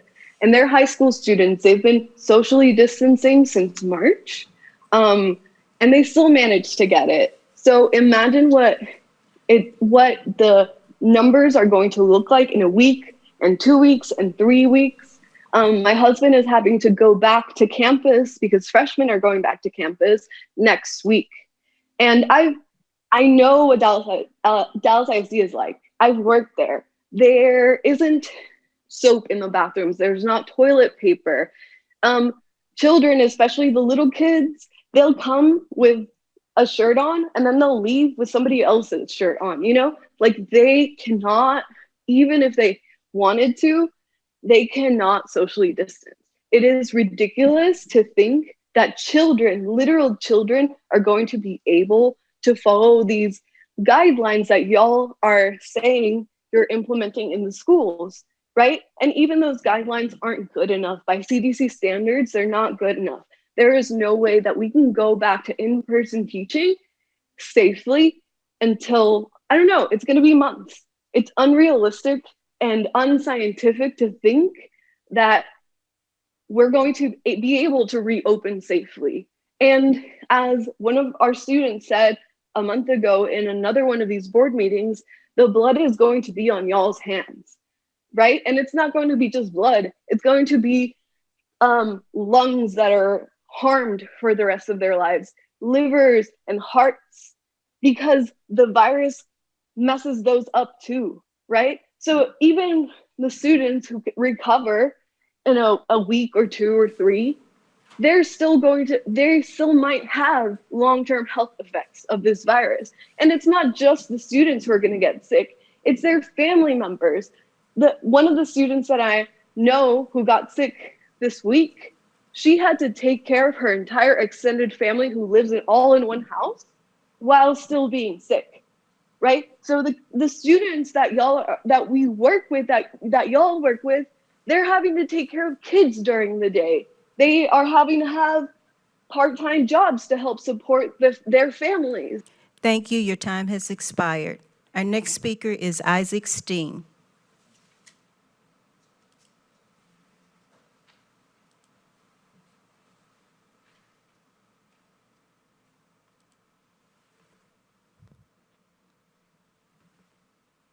Hello.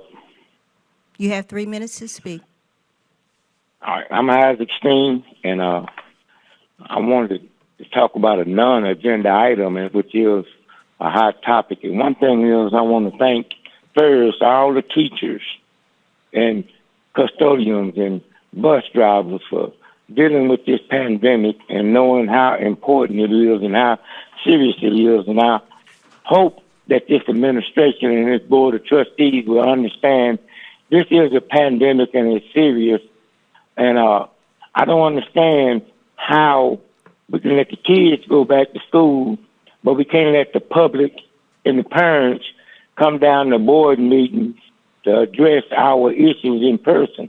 But it's all right for the kids to go back to school, the principals to go to school, and not only that, for the teachers to go to school. Teachers are parents, grandparents, and they are citizens, taxpayers, and voters. And while I'm on the topic, I think it's so unfair for this board and this administration to pass different things on our agendas while we cannot come down there and voice our opinions. And one of the things I want to talk about is the fact that DISD wants to put a school campus on Paul Quinn College along with KIPP Charter School, knowing fully well that the people over here in the southern sector are sick and tired of charter schools popping up like mushrooms after a rain. And we don't like charter schools. They're bogarting their way into our community. And for DISD to partner with them and put a campus, on the same campus with them, knowing at the same time that they have been accused of dropping their kids off at DISD sites and having the parents pick them up and drop them off at the DISD schools, for the charter school people can have us babysitting their kids after hours. I think it's a shame that the public and the community did not have any input on this decision, because I have fought charter schools in this area for the last 6 years, and any trustee that's on the board that's getting money from the charter school people, I think it is a conflict of interest. Our problem is not so much of the charter schools, but it's people on the board of trustees and people on the city council that makes money off of our kids. And I said this before, and I say this again, that our kids are not for sale. This is not the youth slave trade. It is our kids, and they... Thank you. Your time has expired. Our next speaker is Katrina Rasmussen. Good evening. Thank you, trustees and Dr. Hinojosa. My name is Katrina Rasmussen. I am a proud Dallas ISD teacher. I am married to a teacher, and I am a mom of 2 elementary school kids. Dr. Hinojosa, I appreciated your dedication to the data for safely reopening schools when you spoke to the press in August. Braving criticism, you stood boldly in favor of following the science. It was clear that the safety of our students and staff were your priority. According to the latest data, our county-wide positivity rate is hovering around 10%. Judge Jenkins stated that the decline in cases has stopped and we are seeing an increase again. By these standards, reopening face-to-face is an enormous risk. I applaud my campus leadership who have worked tirelessly to ensure that when students come back to campus, we are doing everything we can to keep everyone safe. Many of my students live in multi-generational homes, and the risk of this virus spreading to their families weighs heavily on our hearts. Our school nurse, maintenance staff, support staff, and leadership team have done an amazing job under these circumstances. Nonetheless, the strain is wearing on all of us. Tonight, I ask for compassion and grace for all district employees. It is so easy to see us as numbers or workers or the manpower needed to keep our schools running. Please see us as the individual people we are, with families, with people who depend on us. So many of us already make enormous sacrifices for our students. Having a teaching mother means my own children make sacrifices too. This pandemic has increased what we are called to do for our students. We have borne this burden proudly, and I am the first to say how thankful I am that Dallas ISD has made decisions based on what is right, not what is popular. Please continue to lead boldly in the service of what is just and good for our community. Teachers, administrators, and support staff are in this business because it is personal to us. Our kids, our students, shape our lives as much as we shape theirs. We are working 14-hour days right now. We are stressed about our health, our own families. I don't know what I'm doing with my kids next week. We are neglecting the things that make life sweet. We are building the plane while it is already in the air, and we are so tired. We will keep sacrificing because it is how we are wired, because to do less than what is needed hurts. We will keep sacrificing because our kids are our kids, and we would do no less for our own flesh and blood. Please keep us in mind when you vote tonight. The decisions you make have human consequences. I will always strive to do what is asked of me. Please understand the cost we bear when we answer this calling. When she introduced herself to us, my principal said, "I would not ask you to do something that I would not do myself." These are powerful words of a servant leader, and they inspire trust. I ask humbly that you respect the sacrifices that we are all making to serve our students by not asking us for more than we can give. Thank you. Thank you. Our next speaker is Vanessa Sahun. Hi, can you hear me? You have 3 Hi, minutes to speak. Okay, hi. My name is Vanessa. I teach South Dallas, 75211 zip code. I came into teaching wanting to make a difference in students' academic life, but I also wanted to teach them to stand up for themselves and their right to education. Now I'm here speaking not only for myself, for my students, for our students' parents, but for our other fellow educators all over Dallas ISD. I was fortunate enough to have landed in a school where my first 3 years were such a huge learning experience and a time of growth for me. I was extremely supported by a great principal and great coworkers that I received our Feeder Parents Commitment Keeper Award, just hitting my second year of teaching. I felt recognized, appreciated, and cared for by the district. I felt like I mattered. I quickly learned the ropes and learned to be flexible and adaptable to any and all circumstances as a teacher. I'm 7 years into teaching, same district, same school, and for the most part, same coworkers. I'm fortunate enough to have a campus where the teacher-to-teacher morale is beyond exceptional. We work well together and we have great communication amongst us teachers. Flexibility, adaptability. Now, those are the skills that we have as teachers, but we are being reminded time and time again during this pandemic that we must be flexible. We must adapt. We must manage. We must be positive. We must plan ahead in short notice, and we must continue to move forward. As you ask for us teachers to do all this, why can't we get the same from you? As you all know, there's a shortage of subs all over Dallas already, and it's affecting some of us, including myself. So I'm managing 36 kids a day with my partner teacher, and yes, it's a challenge, but we're doing it. And now I'm being asked the night before to add an additional 18 kids to my instructional day because someone on our grade level is out for days. Give me your Zoom meeting, your Google Classroom. Sure, here you go. Call parents to find out who has technology. Okay, done. Remind parents to fill out the survey. Done. Let parents know about map testing. Okay, no problem. Now, my question is, if we are being asked to plan ahead, why are you all not planning ahead for similar situations? Why am I getting a phone call the night before about adding students. That's 56 students that I will be responsible for in grades. Now that's not being wise in planning. I asked our admin, what would happen if myself or my partner teacher couldn't be on campus one day over several days? The response was, whoever was physically here would be picking up 3 classes. That's 54 kids, and we would be responsible for their grades. So where is the transparency? Why are we walking into campus without proper PPE, no plexiglass face mask, face shield, Clorox wipes, and the off-brand Lysol? Why? Why do admins not know what we're missing?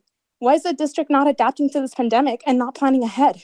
Why do we still have kids without technology? Why can't we get the flexibility to work from home and continue teaching? Some of us have pre-existing conditions and some of us just plain out don't feel safe. So why is the district not adapting or being flexible? We are adapting and we are trying to be flexible, but it is your turn to be flexible with us. Thank you. Thank you. This concludes our speakers. Thank you to all of our speakers this evening. We're going to move on to section 6, which is the approval of minutes. 6.01, consider and take possible action to approve the minutes submitted for approval. Trustees, we have a motion. Move to approve. Second. We're approving called board meeting August 13th, 2020, the call board meeting August 13th, 2020, the audit committee meeting August 12th, 2020, the call board meeting August 6th, 2020, and the call board meeting July 23rd, 2020. Motion was made by Trustee Flores and seconded by Trustee Marshall. Excuse me. If there's no corrections, trustees, will you please cast your votes? Start with the folks that are joining the meeting virtually. So Trustee Johnson and Trustee Solis. Yes. Trustee Johnson. Solis, yes. Trustee Solis votes yes. Trustees, please cast your votes if you haven't already.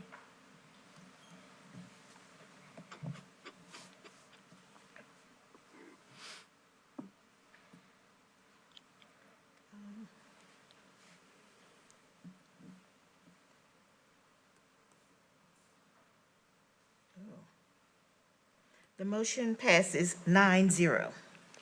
Thank you, trustees. We're moving on to item 7.01, approve the 87th legislative agenda and proposed priorities. Do I have a motion? Move to approve. Second. Motion by Trustee Flores, second by Trustee Marshall. Dr. Hinojosa. Yes, I'll be very brief. The results are in. I'm going to walk over to the chart. 2 of the items did not get much support, so those will be dropped off. 3 of them rose to the top. I will read those out when I get to the chart. And then the other 5 are clumped very close together. So I'm going to read what they are, and then I'm going to make a recommendation for your consideration. Okay, I got the votes here. The 2 that dropped to the bottom, or the top 3 were Protect House Bill 3, sustain funding for Operation Connectivity, and full funding for pre-K. Those 3 are significantly separated from the rest. The 2 at the bottom, since not everything can be a priority, are full funding for the basic allotment and inflationary index for the basic allotment. And then the others are very all close to each other. And what you cannot see is on the board, it had multiple trustees and senior staff members that actually voted. As many as 8 or 10 people voted for these other items. So what my recommendation, certainly the board can do what you want, is our legislative priorities are the first 3.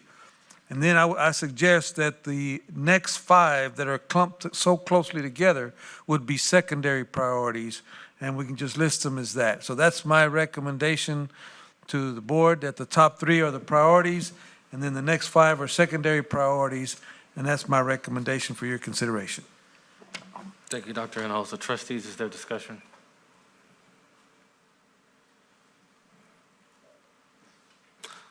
Well, I'll start. I don't see any problem with that. I guess we can vote on the first 3 being the first priority, and then the next 5, you said? 1, 2. Next 5 being the second priority. Trustees, will you please cast your votes, starting with Solis and Johnson? Solis votes yes. Trustee Johnson? Trustee Johnson votes yes. Trustees, cast your votes. Please cast your votes.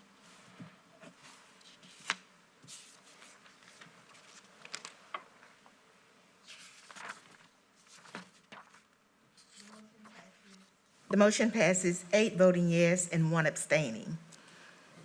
Thank you, trustees. You've adopted the motion approving the 87th legislative agenda and proposed priorities. We're moving on to agenda item 7.02. Approve the resolution of the Board of Trustees of the Dallas Independent School District waiving local policy mandates not associated with state or federal mandates. Do I have a motion? Move to approve. Second. Motion by trustee Flores, second by trustee Marshall. Trustees, is there discussion? Trustee Mackey, followed by Marshall. No, I don't have. Just trustee Mackey. I appreciated the clarification from the briefing that showed all of the policies and the specific areas highlighted. Are the areas highlighted, most of them, I think 6 out of the 8 were, it just says 6 weeks, so we're moving to 9 weeks because that's what's in our board approved calendar. And there were a couple differences just based on how COVID is with, doing some of the math and whatnot. Are those the sum total of those pieces of these policies being waived, or are there other aspects of those policies that may be waived or changed? No, only the highlighted language in the details sheet is the only language we're asking that you waive, which is the 6 weeks reference language and also the language that was in the COVID-related policies, the highlighted versions. Okay, so those 8 areas or whatever they were that were highlighted are the only things being changed? Yes. Okay, thank you. Thank you, trustee Mackey. Trustees, please cast your vote, starting with trustee Solis and then trustee Johnson. Yes, from Solis. Trustee Johnson, yes. Okay, trustees, please cast your votes if you haven't already.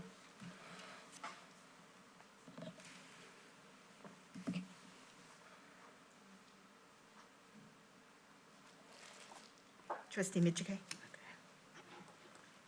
Yes, I vote yes. I think it just registered. The motion passes 9-0. Thank you, trustees. You've adopted the motion approving the resolution of the Board of Trustees of DISD waiving local policy mandates not associated with state or federal mandates. We're now moving to the, excuse me. We're now moving to the consent agenda items, which would be consent agenda items 8.01 through 8.33 as amended. The following agenda items have been pulled for a separate vote. That's 8.06, 8.08, 8.09, 8.12, 8.14, 8.15, 8.18, 8.31, and 8.32 as amended. Do I have a motion on the consent agenda as amended? Move to approve. Second. Motion made by trustee Flores, second by trustee Marshall. Trustees, will you please cast your votes? Trustee Johnson, yes. Trustee Solis, yes.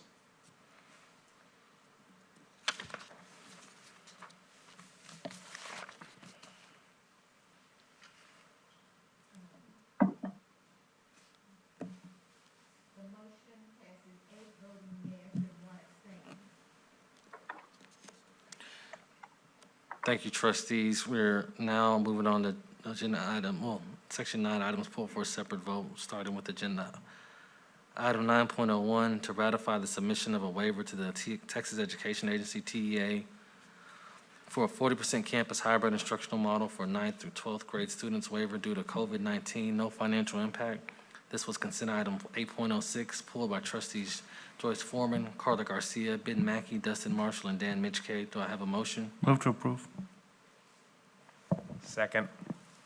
Motion made by trustee Flores, second by trustee Mackey. Is there discussion? Trustee Mackey? No?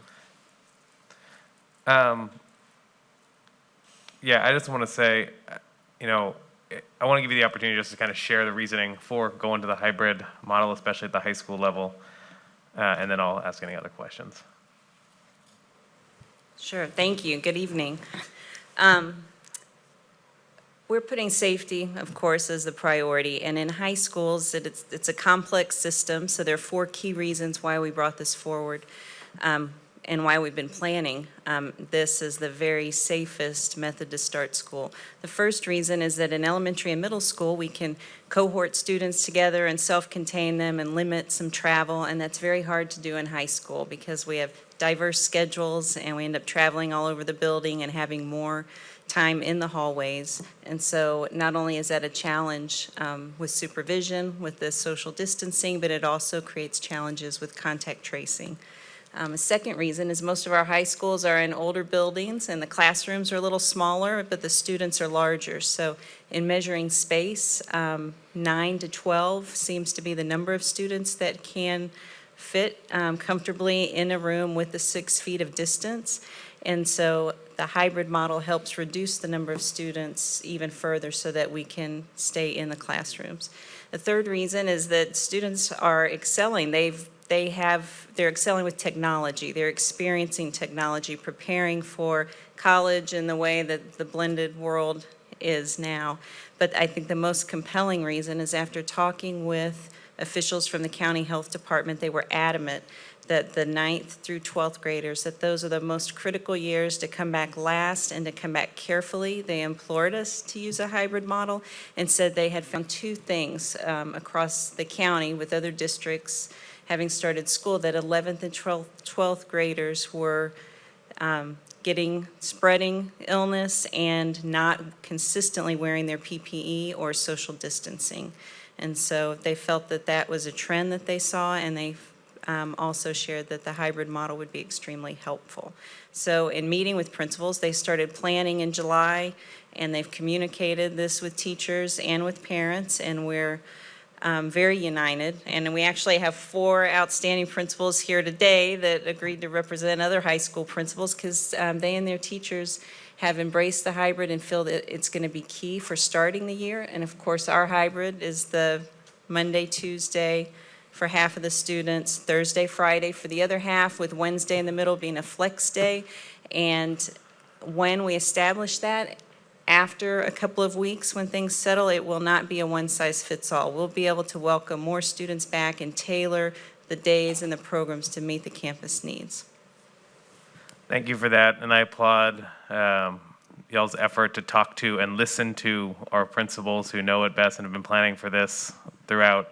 And I think this is an excellent opportunity, and this is exactly when we talk about the academic calendar, when we talked about that in July, whenever that was, that we would have that same kind of feedback from principals or staff. And so I applaud you all for doing it this time around, and I hope that we continue to do this. I've been clear on what I think about reopening and where we should be, and I understand not everyone shares that, but also the fact that this is the way to minimize the amount of people in the classrooms at any given time, given the numbers that we have. I am emphatically supporting this and implore my colleagues to as well. Thank you, Trustee Mackey. Trustee Mitchell is next. Trustee Johnson, I see your hand. Okay, thank you. I appreciate you coming up with this plan to improve safety. And I just want to make sure that I've captured the different steps that we've taken over the last several months to be cautious and put safety first. So I think our original start date was supposed to be August 18th. Is that correct? And it is, okay. And we moved that to September 8th, right? So we didn't start at all until September 8th, not virtually, not in person. And then on the next step we took was to, instead of starting both virtual and face-to-face on September 8th, we only started virtually on September 8th through, I believe, October 5th. And now we're going a step further with respect to the high schools, and instead of going both, we will go both virtual and face-to-face, but with respect to the face-to-face, we're doing that in a hybrid A-B type situation. So I was trying to go through an example. Let's say a high school has 2,000 kids, and 50% of them opt to do distance learning only. That would mean 1,000 kids would be doing face-to-face. And then under this hybrid plan, you would have 500 kids on the A schedule and 500 on the B schedule. So that in terms of social distancing, a high school that normally would have had 2,000 kids in the building every single day in a non-COVID environment would be having about 500 kids a day. Yes, that's correct. And the only other thing I wanted to add is that Monday, the 28th, we are bringing back our youngest learners, so pre-K, K, 6, and 9. Right. But that's another safety measure to ensure that they acclimate to the building and get to know new surroundings in a very small group. Okay, and then with respect to the hybrid model, you have run this past Dallas County health officials, and they're in agreement that this is a safe way to reopen. They have recommended that we use the hybrid model. Okay, and then compared to other districts in North Texas, are we one of the first districts to go back with in-person learning, or are we towards the end? I've lost track of who's going back and who's not going back, but my sense was that we were being as conservative as possible, and that we're one of the last districts to employ face-to-face. Yes, we're the last district in the county to open up, for sure. Okay, thank you very much. Thank you, Trustee Mishke. Trustee Foreman, followed by Trustee Johnson. So I just have a few questions. You said that Dallas County health officials had advised us to open up with the hybrid model. Is that what you said? Dallas County said the hybrid model was recommended to increase safety for high school students. They did not recommend that we open up with the model. They said this is the best recommended tool for safety.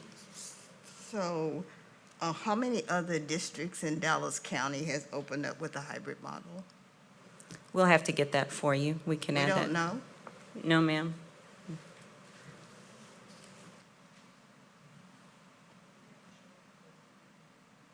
We have a chart, Trustee Foreman, but I don't have access to it right now. We should know that. If we're using Dallas County and saying that they made that suggestion, we should know how many other districts in the county have made that same decision. The other thing is that some of our high schools are small. And so are we suggesting that all high schools, no matter what number of students they have, use the hybrid model? We're recommending that they start with that model to get the routines in place, and then that principals will add the number of students, the number of days to meet their own context based on their student needs and program needs. So I'm confused. I thought we were doing it so that we would have the social distancing. And now we're saying we're doing it so that they can get their routine. Which one is it? It's the routine of social distancing. So if they're a small campus, that's not going to be an issue. I'm just saying, if they're a small campus, that's not going to be an issue. The other question is that how many surveys have we actually sent out to parents? We have had Asking them about, their options. We have had 4 focus groups, but I'm not aware of a survey specific to this. How many, just in general, asking them about their options of in-person? 3. 3. So was the hybrid model on any of those surveys? It referenced distance learning and on-campus learning. So the hybrid model was not on any of those surveys. And I'm only doing that because there is a concern in my area that the district keeps changing, and the parents can't keep up with what the district is changing to. So if you sent out 3 surveys and the hybrid model wasn't on there, and we've been working with Dallas County, that just seems to present a problem for me as a trustee. And Trustee Foreman, I completely hear what you're saying, but I know that our principals have been working with their teams since July to develop the models, and they have communicated with their families and with their students and received much feedback. So do the principals have a choice? The principals were very united in wanting Do they this have as a their choice? choice. So this was the principal's So they don't choice. have a choice. This was We're the gonna choice that use they the requested. hybrid. We're going to use the hybrid. They don't have a choice, specifically those with smaller schools. We have one principal with the smaller school that has an accelerated plan that we will work with her on. So we have not mandated one size fits all. If there is plenty of space, we're going to work with principals because we want to maximize student learning when it's safe. I just don't want the principals pigeonholed because we change too much. I don't want the principals to be pigeonholed, particularly if they can get all of their students in. The hybrid model sounds really cute, but parents don't want their older children at home 2 days or 3 days without supervision. And I just think we have to be careful. Thank you. Thank you, Trustee Foreman. Trustee Johnson, followed by Trustee Garcia. Thank you, President Henry. I agree with Trustee Mackey. I want to say that concerning this model. I've spoke with several principals, excuse me, and they do feel that this is the best option right now. I also agree and understand where Trustee Foreman is coming from, because I too have asked for the survey and the hybrid plan was not on the survey. So parents is really not aware of what's going on. We have to educate our community, and that's why as trustees we ask for this information so that we can properly educate our community and work with our principals and make sure things are getting out to our parents and our kids so they know what's going on. I think the hybrid may work. At one while, Dr. Hinojosa, it seemed like it appeared, even now at times, that our administrative staff is incompetent. We just, like, we got dice in our hands and we shooting to see what's going to hit next. And that seemed like that's what's been the pattern of behavior. So I'm actually glad that we have something finally that's solid where we can get this to our parents and work with our community. I will ask that we be more transparent and know what we're doing and be intentional concerning this. Again, I spoke with several principals and we made several changes within the last few weeks because I was trying to get information because parents was calling me. I'm pretty sure Trustee Foreman was getting those phone calls concerning what's going to happen next, and educators we got one thing solid, then all of a sudden at the last minute we kept changing. Just seemed very incompetent. But again, I agree with Trustee Mackey. I think the hybrid is going to work. My question, Ms. Healy, is what are we going to do with the elementary and the junior high? I'm getting those calls, and I want to know what's the plan for that. Do we have that plan yet? Or do we not know? We do have a plan for our elementaries and our middle schools. So this waiver is specifically for high schools. However, if elementaries or middle schools have many more students than the space can safely accommodate, there are options for us to utilize the hybrid model there as well. When we received the parent surveys back, we sorted them and studied the ones that had a high return of on-campus learning. We studied the campus space available, and then we resolved many issues by repurposing multi-use spaces like libraries, art rooms, music rooms, and we do have one school in the district, Lakewood Elementary, which will start Monday with the hybrid model. So have we rolled this plan out and given it to parents? I have not received anything. Have any other trustee received anything concerning the model for our junior high and elementary? What do we tell our parents? What means of have we used? What avenues have we taken to make sure that every parent is aware? I know I have the largest district, I believe, and I have a whole lot of parents that said they did not get the surveys.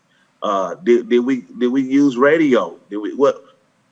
What means did we use to make sure that every parent knows what's going on, or know to even look for the surveys? Because I know we've used radio, television, if you will, newspaper, and et cetera, other means of information to get things out to our parents. Are we doing that? Can we do that? Because again, I have several parents. I just spoke with a parent last night that says that she didn't get a survey. And I have several parents on that. So that's a concern for me, because I've actually requested that information and want to know how many responded from my district, et cetera, all the means of the avenues that we've taken to make sure that every parent has a survey and know what's going on. So can we do that going forward for our middle and elementary school? Do we have a plan for that? Can you email me that plan?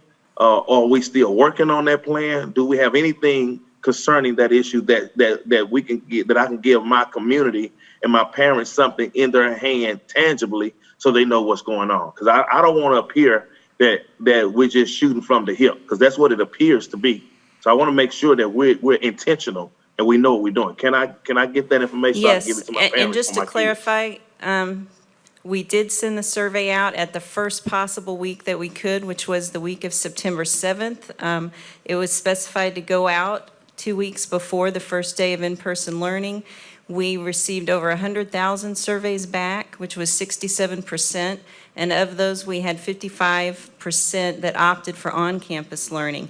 For the parents that we did not reach, principals and teachers have been very diligent in calling and emailing and trying to get in touch and welcome people back. And so I know that they have collected even additional information for that. And our principals are also communicating about the start of the year in conjunction with the communications department. And they have pushed out reminders, emails, different social media things, but we'll continue to do that. I'll be glad to get that information to you. And then again, there's only one campus that is being impacted at elementary by the hybrid, and we have a communication for that campus as well. Well, I need to know, you're giving me the data for the district. Do you have the data for District 5? Yes, sir. I have the data by each trustee district, and we can load that in the tracker this evening. Yes, do that. And again, because I need to get the information out to my parents, my elementary and my junior high, or rather middle school parents, so they know what's going on concerning their kids. I need that ASAP. If you can do that, I appreciate it. Thank you so much. Yes, sir. Thank you, Trustee Johnson. Trustee Garcia, followed by Trustee Marshall. Hi, good evening. Since we've asked principals to be here and take their time to be with us today, could we please hear from the boots on the ground about this hybrid model, its implementation, the confidence from the community? I know there's many people watching this online and sending us questions right now, so could we hear from those principals at this moment?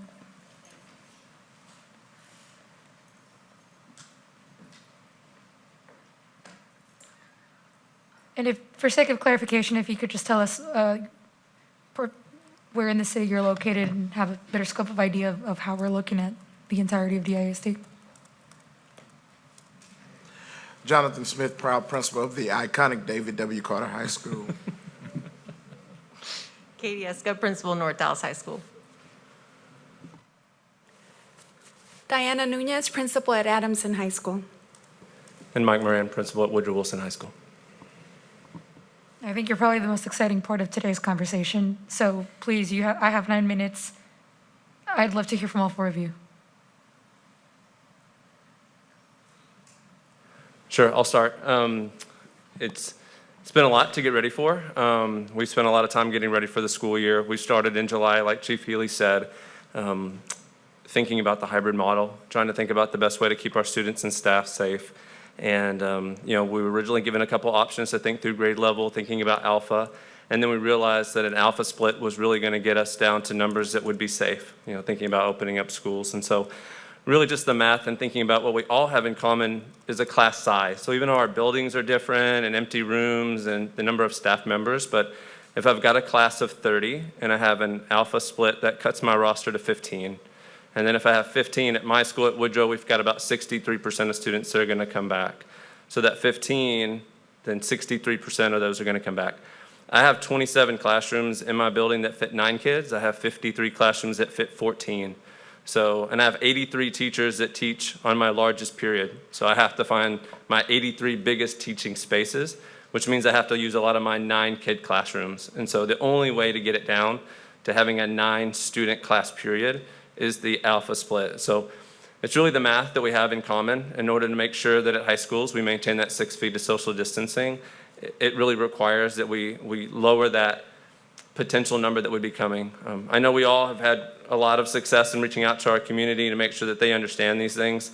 Really what we've waited on is to communicate where we're going to split that alpha, and that's really dependent on the surveys coming in. And so we've talked to understand how we can support our communities, our feeder schools, and then make sure that our teachers feel comfortable as they're going to navigate new learning, but also safety protocols in this process. And so I think it's the most fair way to bring everybody back, to continue learning, to make sure that we can continue the programming that we have, and again, the safest way possible. So we echo this, pretty much what he has said. In addition, it is all of our goals to get all our kids back to our campuses as soon as possible. With the hybrid model, we do have the flexibility to accommodate wherever there's any exceptions or things that we need to address for specific students. Again, we have the same concerns that he mentioned when we have floaters in classrooms and they float into various rooms. Some rooms do fit 12, 14, some only fit 8 or 9. So figuring out the complexities of the master schedule, the different courses students are taking, and then finding safe numbers for every single classroom, the hybrid model is a safer way to start. And it gives us the flexibility, again, to provide supports for those kids that are needing more contact in a manageable manner. And it also allows for those students that have not yet answered the survey, if they do show up on day 1, we would have more options of accommodating their needs versus starting with a bigger number from the start. To echo that, we had 84% of our parents respond to the survey, and right now 59% are slated to come back in person.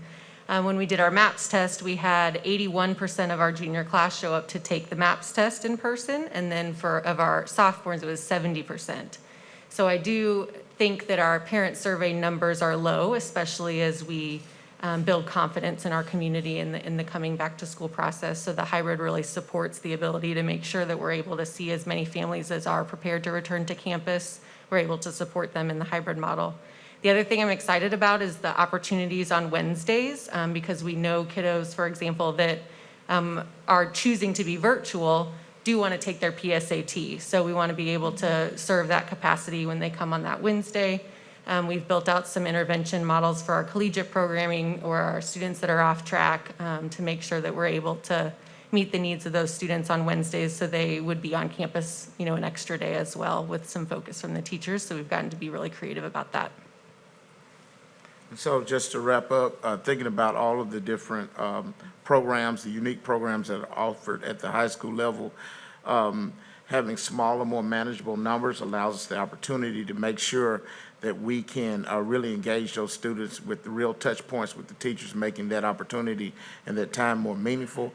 But what I also appreciated about this model is that there is still flexibility enough for us to meet the unique needs of students and families. And so obviously we're going to still be sensitive to the needs of families and students. So if we have unique circumstances, we're still going to work with our students and families and accommodate them as well. Sure, and to follow up on that, and I think Trustee Johnson and Trustee Foreman really touched on this, but how are we communicating the expectations of theirs to families about their students and what they can expect from this hybrid model since it wasn't included in the original surveys? Is that something that you've been communicating with your parents since July or as early as this was made available to you? So we had some focus groups with our parents and definitely presented what the options were early on. When parents call in, we've been really careful to say, it could be a hybrid model or a 5-day model. Definitely wanted to tell parents and families that we were going to be responsive as a community to the data. So it definitely, speaking for my campus, is not a surprise to families in regards to the hybrid model, because we wanted to work with them throughout the process. Yes, and at Woodrow, we had met with them in August, really to talk about the differences between an alpha or a grade level split as the potential hybrid models. So in mine in August, we had 117 parents participate in that. And then we sent a feedback form out, and 44 responded in that one. And we asked specifically, is it clear why an alpha model would be more preferable than a grade level to bring down that density? And so we had 33% were at the highest one, or 33 of the 44 responded at the highest level. We only had one person total at the one that was still confused. And so everyone was at a 3 or above. We had 2 at a 3, we had 7 respondents at our 4, and then 33, 76% understood why we need to do the alpha model to bring social distancing down.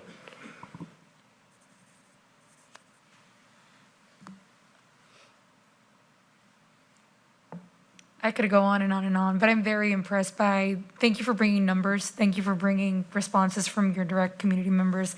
I know there's probably more questions coming from my colleagues, but I appreciate you taking such diligent attention to this issue. And of course, the safety and priority of our students is the #1 interest of all of us here today. So thank you for taking that focus. Thank you, Trustee Garcia. Trustee Marshall, followed by Trustee Flores. So thank you guys for being here. I appreciate it, and great to see 2 of my 3 favorite District 2 high school principals here. COVID's been good to you, baby on the way, and a full head of hair. It's good to see you both. I got to give them a District 2 shout out though. I think it's interesting that you guys are highlighting different things depending on the nature of your schools, right? Woodrow is obviously very overcrowded. You talked about it, Mike, from a space constraint perspective, rattling off impressive knowledge and details of the number of students in each one of your classrooms in your building that will fit. So, from your perspective, it's more about space. At North Dallas, pardon me, but I'm more familiar with their 2 schools than y'all's. But at North Dallas, there's lots of room, but there's a staffing issue, right? I think it's interesting to me, and I appreciate Jolie for spending a lot of time talking with me about this over the last couple of weeks. But when she informed me that there was pretty much unanimous consent amongst all the principals that this was the preferred model, the first thing I did was talk to the 3 principals in my district, and they all said, yep, it's not just us, it's everyone. So this is more of a question for Chief Healy, but were there any dissenting opinions, I guess, amongst principals, or is this, I want to make sure we don't give the impression to the public that we cherry-picked 4 principals who support this idea. So was this unanimous amongst the principals? Chief Healy, we can't hear you, but yes, there was one who had some objection, but part of consensus, one of the definitions of consensus, I may have some objections, but I can live with this and I can make it work, and that was the one principal's response. That's what Chief Healy told me, but I want to make sure that was accurate. That's because I didn't hear that directly. I heard that indirectly. So is that accurate, Chief? Yes, that's accurate. And the one principal was just eager to have more students and felt that she had space, and so it's not a one-size-fits-all, and we certainly can accommodate that over time. Okay, well, to me, that speaks volumes. I do have some reservations about not allowing parents who completed a survey under the guise, because I agree with some of Trustee Foreman's comments that the survey didn't talk about a hybrid. So when parents completed the survey, they were under the impression that if they said they could come back and they wanted to come back in person, that they would be allowed to do that on a 5-day schedule. So it gives me some pause that we're doing a little bit of a bait and switch with some families where we said you can come back 5 days a week. And now we're saying, okay, well, what we meant by that is that it's going to be a hybrid because we need to socially distance, either because of space constraints or because of teaching staff constraints. So that gives me some pause. But I will say that if 25 out of 26, comprehensive high school principals are telling us this is what I need to do to keep my kids safe and, simultaneously educate them, I think it's a challenging thing for this board to do otherwise, because, these guys know their schools, they know their campuses, and I think we've got to invest a lot of faith in that. So I just have two other quick questions. In fact, Katie mentioned Wednesdays as a positive thing, and I'm curious if there's unanimity amongst the principals on that part of the hybrid plan, because I've gotten a lot of pushback from parents, particularly in East Dallas, that they feel like the Wednesday nature of the plan is quote unquote wasting a day. And I'd like you to talk a little bit more about what we're doing on Wednesdays and why you feel that's important. Sure. Wednesday is a flex day, which means that every high school can schedule time for special projects, small groups. It might be P-TECH programming or assessments. And it could be the students struggling with technology. So any purpose that would meet the needs of a group of students in a program, and there's so many, that's going to occur on Wednesdays. And I think the principals could talk more about that because I'm sure they've planned a regular cadence, but in addition to a regular cadence of who comes on Wednesdays, it would also be responsive to those that have needs. Would you like to hear? Yeah, I mean, I'd love to hear from the rest of you. I mean, Katie already made it clear she likes that component of the plan. I'm just wondering, I mean, there's clearly benefits to having that extra time for interventions on Wednesday. It's just a question of whether it's worth the trade-off of not having Wednesday be a full instructional day. And, and it makes me wonder if there's like a 1 week on, 1 week off permutation where we take a Wednesday every second week to do intervention and then teach on the off Wednesday. I don't know how to, I mean, y'all are the experts, but I'm just reacting to parent feedback on this topic. Sure, I can explain a little bit. So when we think, when we get into October, so October 14th would be the PSAT. So you'd have the entire sophomore class that would come in, plus some superintendent scholars that would be part of AVID program. So you're already talking about then on our campus, 600 to 700 students would actually be more than what would come on a hybrid day itself. So we wouldn't be able to have typical class and have our testing days. And then it will actually be a hybrid day on the 20th of October. That would be the in-day ACT test. So we'd have our seniors, and we want all of our seniors across the district to participate in that. And then for our particular campus on the 28th, we would do our college blitz. So we would make sure to take care of all of our Dallas County Promise applications, make sure that they've signed those things, are getting started on their FAFSA IDs. And so really there's a lot of things that if you're intentional on a campus, anything that would impede instruction. So even when you get later into the semester about course selection times, things that end up pulling kids out of class, if you're really thoughtful as a principal, you can do those things on a Wednesday to make sure that all of your other instructional time is not being taken for testing or those pieces. On our particular campus, we're really protecting teacher time, and so administrators, counselors, everyone else on staff has handled the MAPS testing to make sure that our teachers can have that time for additional planning, and they need that. They're giving office hours and providing interventions for students, but as they're navigating a new model, they need time to plan, to grade, to understand how to provide high-quality instruction, and also collaborate outside their departments. And so I think they're finding tremendous value on campuses to really be prepared and to do a little self-care too, to make sure that they're prepared to care for kids. So as far as our campus and what we received as far as the instruction from our school leadership is it's a flex day, right? So having flexibility in the sense that you plan what you need for your campus. It is not a free day for students. The teachers are expected to have assignments for students to work on that Wednesday. It may not be as much like live direct instruction as you have on the other 4 days, but you're still expected to have work for the students to work on. It gives you flexibility to call kids in that might be doing possibly virtual, but they need to come in and work on a small group, or the interventions that are needed for SEL. So having flexibility, we can incorporate, any kind of testing stuff as well as he mentioned, but having options that apply to the needs of our own schools. So it's been made very, very clear that it's not a no instruction day. But that the teachers have an option to, again, pull small groups and work with them more, in a more focused way, and not have the exact same structure as you do on the other days. Okay, fair enough. Do you have anything to add?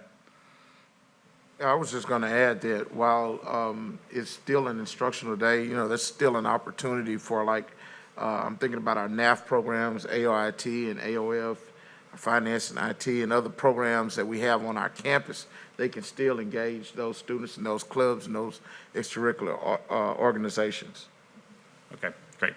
My last question, Chief Healy, is about, and we talked about this during the briefing a little bit, but I've gotten some sort of rumor mill feedback from some teachers that are saying that the district is instructing them that live lessons are not mandatory during a hybrid model. And so we talked last time about making sure that when kids are in the classroom, they are having live teaching from a person, an instructor in front of them. They're not logging into a device or watching a pre-recorded virtual lesson that they would otherwise be watching at home, but just doing it in the classroom, correct?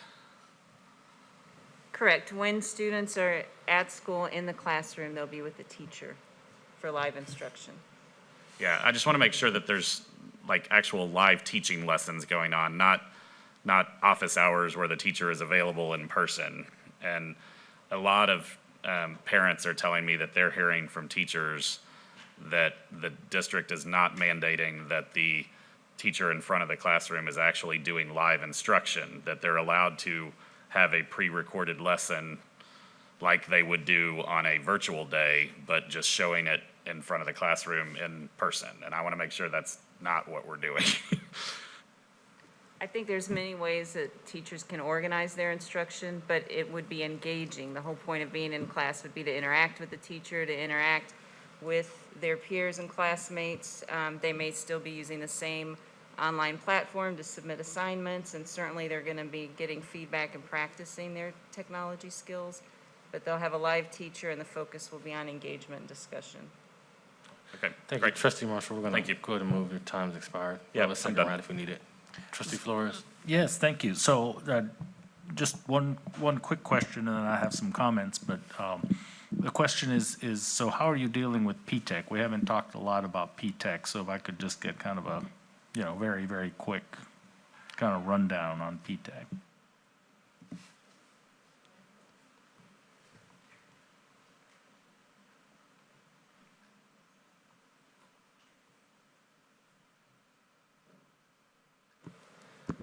Well, good evening. So our P-TECH, as you know, many of the classes are virtual. And one of the challenges the principals are dealing with is how do we bring students into school if parents do choose face-to-face, right? If a student chooses to come face-to-face. So principals have the autonomy to schedule their students accordingly, according to what's best for their campus. So while Dallas College, the work they're doing is virtual, they do have support from the campus, and the campus principals get to decide the best way to support their students and the schedule that best meets the needs for the campus. And then a follow-up question to that. So what about our college access providers? Is that what the Wednesday is for, or how's that working? Well, the college access providers, we are in constant communication with them, and given that we're now at a decision point, this helps us too, because if we do, in fact, if the vote is to provide the face-to-face option, it really helps us to know the best landscape for college access providers to engage with our students. So essentially, there would be face-to-face opportunities, but also we know that if many of the seniors are virtual, then we'll also utilize the virtual format to connect with our students. So I think it's really contextual, but we do know we'll have to be pragmatic and meet the needs of our students based upon whether they're in face-to-face or not. And we'll have to use the rosters to know which days they are at campus so that we can connect with them. Great. Well, I want to thank the principals for being here. We always like to hear from, the folks with the boots on the ground, and it's awesome, and just that there was such widespread support for this plan. I mean, it's got my full support. I mean, there's no question about that. And the primary reason why is because, you know, I've always believed in empowering our principals and how important it is to empower our principals. When I talk to principals, I mean, Principal Esco used to be District 1 principal, and you know, when I had my fireside chat last week, and, you know, the principals were there, people were asking questions on the chat, and they were answering, you know, for their campuses and the, you know, the specifics. And you can just tell the engagement that they have with the community and the families. And I know that they were pushing the surveys. I was pushing the surveys when we were doing this, you know, how important it is to get that feedback and being flexible. And I remember, you know, the one thing, and in fact, the current Kramer principal, you know, we were talking about, you know, she focused on flexibility and patience. Folks, parents, and this was, we had a meeting, I don't know, six weeks or so ago, which was way before any of this got decided or is being decided. And you know, it just resonates with me that these are difficult times, they're different times, it's not what we're used to. But yeah, we need to be flexible and we need to be patient as we roll out. The one thing that is very clear to me is how thoughtful we have been about this. And you know, listening to the principals, listening to you guys, you know, I mean, you know, the details of your classrooms and their sizes and the teachers and the parents and everything about your campuses, and that's where these decisions should be made. And the administration should be flexible, and that's what I'm hearing that is happening. And it's really, I mean, I think I'm very proud of the work that it's been done. I mean, just the deep understanding that you have is just, I mean, it's amazing. I'm just, you know, very impressed and very proud of the work of the administration and then you guys as principals, you know, working through these challenges and knowing what's best for your campus. And, you know, working, of course, with the health authorities of the county. I mean, these people are experts and we should be listening to them. And also doing the math. A lot of people don't do the math and sit down and figure out, well, how are we going to schedule all this stuff? So, I mean, just listening to you guys, it's just amazing. So thank you for being here, and I'm very supportive of this plan. Thank you. Thank you, Trustee Flores. Trustee Mackey, did you? Yeah. Just one more quick question. And thank you all for being here, and hopefully we'll get you out of here real quickly so you can go back to your regular job. My question is, especially for the older buildings, we will hit a point where, you know, you won't have enough kids to meet the 9 students in a room. Maybe this is a district level question, maybe principals have some ideas. When that threshold gets hit, because inevitably it will in some class somewhere, what support is going to be there to support making sure that we do that safely? Is the kid going to be moved to a different class? Or we're going to start looking at using the cafeteria? What is the planning behind that? Because I know a lot of staff members and parents have concerns about that.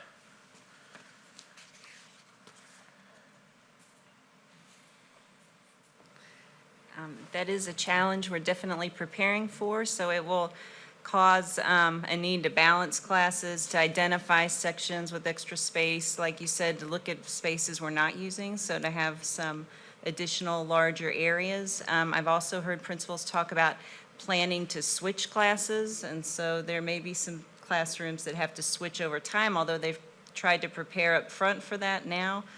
We will have to be very nimble and responsive to what the schedule indicates and then how it changes over time. I think in addition to Trustee Mackey is that as we go down this road, you know, at some point, if things, I know things have kind of flatlined right now, but for us to be able to take more students, it'd have to be where the conditions change from red to orange to yellow, which will give us some more flexibility in those old buildings that are very tight. So we'll have to monitor county guidance while we're also looking at our internal spaces. Okay, thank you for that. And I know all the answers can't be worked out now, but I just hope that we provide extra centralized support to work with principals and find ways to make that happen, even if it has to be bringing some extra people to be there to help or whatnot. So, thank you. Thank you, Trustee Mackey. Trustee Mitchkay, followed by Trustee Foreman. Yeah, just a quick question. In terms of the surveys, we didn't get 100% of the surveys back, right? And with respect to the group of surveys that people did not respond to, did we assume the same rate we're choosing virtual and the same rate we're choosing face-to-face, or what adjustments did you make to take that into account? We did assume that that was a sample size and we would continue the trend with the same rate, but then principals gave input knowing their communities. So some principals said, I know I'm going to have a larger percent, and these that didn't respond because they're not comfortable with technology, so I'm going to expect them on the first day. And so principals did weigh in to make sure we had the most accurate possible number while they were also calling and trying to get those additional responses. Okay, and how confident are you that whatever amount you estimated using the surveys and your best adjustments for those that didn't respond, how comfortable are you that you're going to be able to do social distancing if you get a lot more students than you planned for? What do we do? With the hybrid model, I believe we are confident that we will be able to serve our students, bring them in, and provide social distancing and safety protocols. Okay, thank you. Thank you, Trustee Mishka. Trustee Foreman. So, Jolie, I just need some clarity, please, regarding a question that Trustee Marshall asked, but now it's kind of clicking as an overall.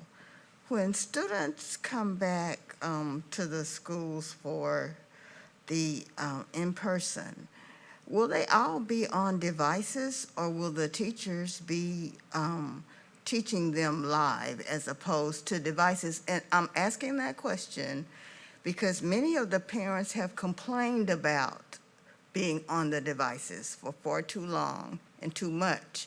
And their option to come back to face-to-face was to get off the devices, but your answer kind of implied that they would still be on a device. And that's going to be a concern for me.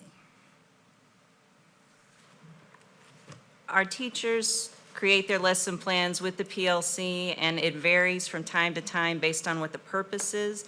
And so the lesson will be aligned with those that are at home at the same time, so the materials, video clips, materials, assignments may be housed online, and I think from what I've heard, that is how most classes are set up.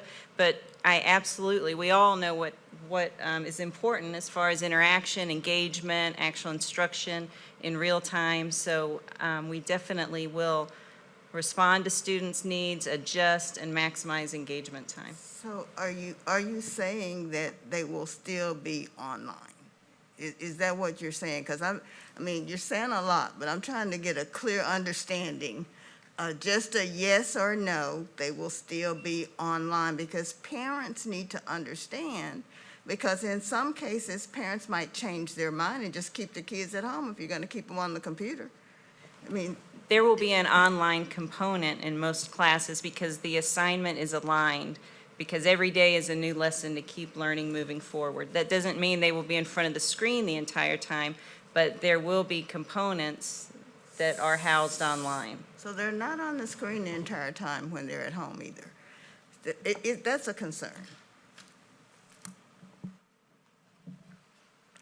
Thank you, Trustee Foreman. I think between the comments of all of my colleagues, I don't have much to add. I do want to show appreciation for the principals for taking the time this evening. I know there's 1,000 other things you will probably still be doing this evening after you leave here. So I appreciate your diligence in this moment, but I also appreciate your diligence to get prepared. I haven't interacted with you all personally, but I've interacted with principals in my district, and they've been just doing a lot, and a lot of things changing, whether it's from us, from the administration. So I know it's tough. So I appreciate you all, what you're doing, the work you're doing to continue to educate our kids in a very the safest environment we can provide them in the midst of a pandemic. So thank you for your time tonight and everything you've been doing and what you will continue to do. I don't think there are any other, did you want to finish, Trustee Martin? You're good. Yep, so appreciate it. Hopefully you get home and get to do something else other than sit before us. So thank you. Thank you, guys. Stop and eat some breakfast for us. Trustees, will you please cast your votes? Trustee Solis and Trustee Johnson, if you'll say your votes vocally. Solis votes yes. Trustee Johnson votes yes.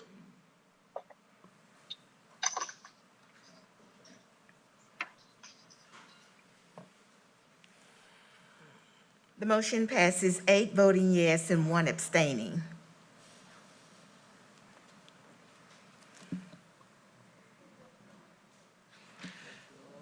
On the agenda item 9.02, to authorize negotiating enter into agreements with the recommended pool of vendors for non-curriculum classroom supplies for district-wide use not to exceed $20 million over 5 years, including renewal options, general operating special revenue bond funds. Consent item 8.08, pulled by trustees Joyce Foreman, Carla Garcia, Ben Mackey, and Dan Mitchkay.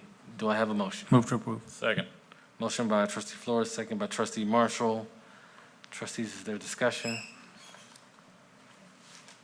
Trustee Mackey, followed by trustee Marshall.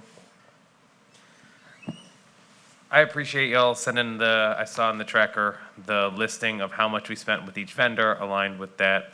My question is mainly around, can we make that a common practice to include that back in the board docs with every pool that goes forth like it was at one point?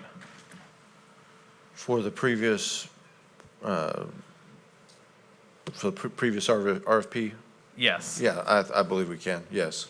Okay. Because we put in there a total, so all we'd have to do is just break that out by vendor. Yep. Okay. Thank you so much. Trustees, starting at trustee Garcia. Just going to trustee Mackey's point, that's exactly what answered all my questions originally around this specific agenda item, so I appreciate having a thorough breakdown as we are being provided here, and would expect the same for any consequential similar agenda items. Thank you for providing this. Thank you, trustee Garcia. Trustees, are there any other questions? Trustee Foreman, do you have questions on this agenda item? 9.02.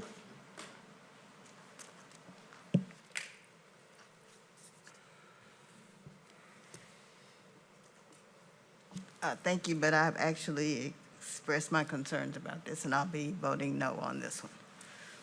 Thank you, trustees. Will you please cast your votes? Trustee Johnson, and so trustee Johnson, will you announce your vote vocally?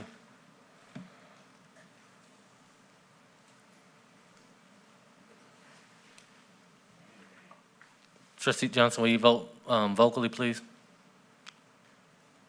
You're on mute.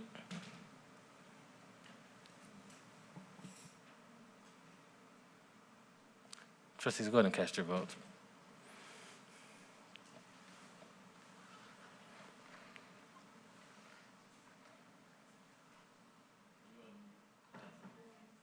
I'm voting yes. I'm sorry. I was trying to, I don't know what happened to my computer. No, you're good. Trustee Flores?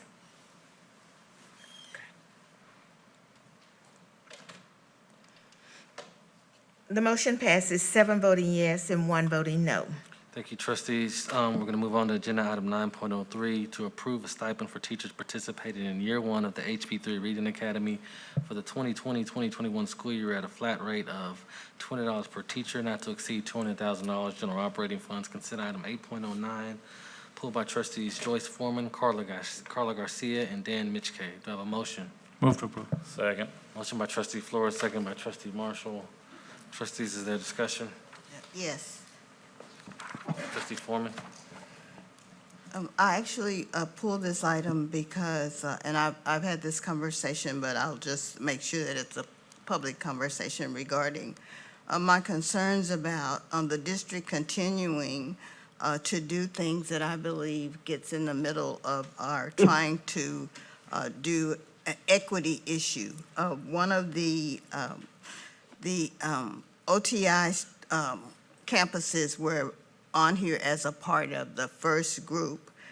And I actually believe that we set up a system that would bring together areas of the district that really needed this. And it's been explained to me that OTI was put on here basically because they had something specific. But again, we are historically doing the same things that we've done in the past. We're leaving out the people who need the most help. And that is a concern of mine. And as the administration brings these kinds of items forward, and we're not doing what we say in terms of racial equity, I will be voting against them until we can get our act together, because that is why we are where we are now. Any other trustees, questions, comments? Trustee Marshall? No? Trustee Mackey? Real quick, Derek, I want to make sure, I know you submitted a tracker request to us, and I can't find it right now, but it was about this specifically. And I believe it was, oh, I found it. The different school feeder patterns that you have in front of me. So I just want to go through them. And then, because I know I shared that same concern that Trustee Foreman had, but we have high priority campuses. And so in this first round, starting from the top down, we have Pinkston at 83% high priority campuses, Jefferson at 57, LMR at 57, 50%, 50%, 22%, and 20%. And then in the next one, aside from ACE, which is the question I'm going to have, we have 20%, 14%, 14%, 14%, 0. And in the last bunch, it's 11% and 0. So it looks like it is almost perfectly descending order that you prioritize putting all of the high priority campuses in the first year, the feeder patterns with the highest percentage of high priority campuses, which I do appreciate. And that answers the majority of my questions around it. I am just curious again, what was the difference between why you put ACE, which is 100% high priority, in the second year and not the first year, and moved magnet OTI to the first year and not the second year or later on? Yeah, Trustee Mackey, I'm actually going to have Dr. Hill respond to that. Hi, good evening. So the reason that we had, excuse me, can you repeat the question? I'm sorry. Why The was ACE, ACE I'm in the sorry. second one? I'm back with you. Sorry, Trustee Mackey. So the reason we have ACE for second year is because there were a lot of new schools to that model for this current year. So we wanted them to be able to acclimate to that model, and then we would bring them on board for year 2. And then for the OTI, the reason we have them for year 1 is because we wanted to be able to pilot a blended model. And at the time, those schools were the ones that had the propensity of the digital technology usage as a normal part of their day. And so we wanted to pilot that to see if it would be an option for, as we continue on in our cohort for year 2 and 3. Okay, thank you for taking into account the high priority campuses and how you organize these from year 1 to year 3. Thank you, Trustee Mackey. Trustee Mishka? Yeah, well, Trustee Mackey just covered the questions that I was most interested in, but I did have one other question, which relates to the $200 stipend. Is that required by the state?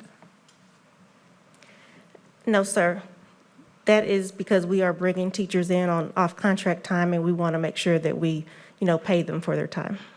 Okay, well, I certainly support that. I just wanted to note that it was above and beyond what was required, and appreciate the administration. It's not a lot of money, but it is a recognition that teachers are going above and beyond in participating on this. Thank you. Thank you, Trustee Mishka, for making that point. Trustee Johnson?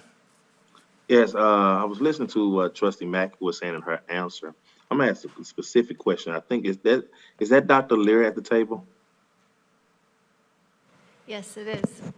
Dr. Lear, is Eddie Bernice Johnson, is this a part of this particular ACE program that she mentioned?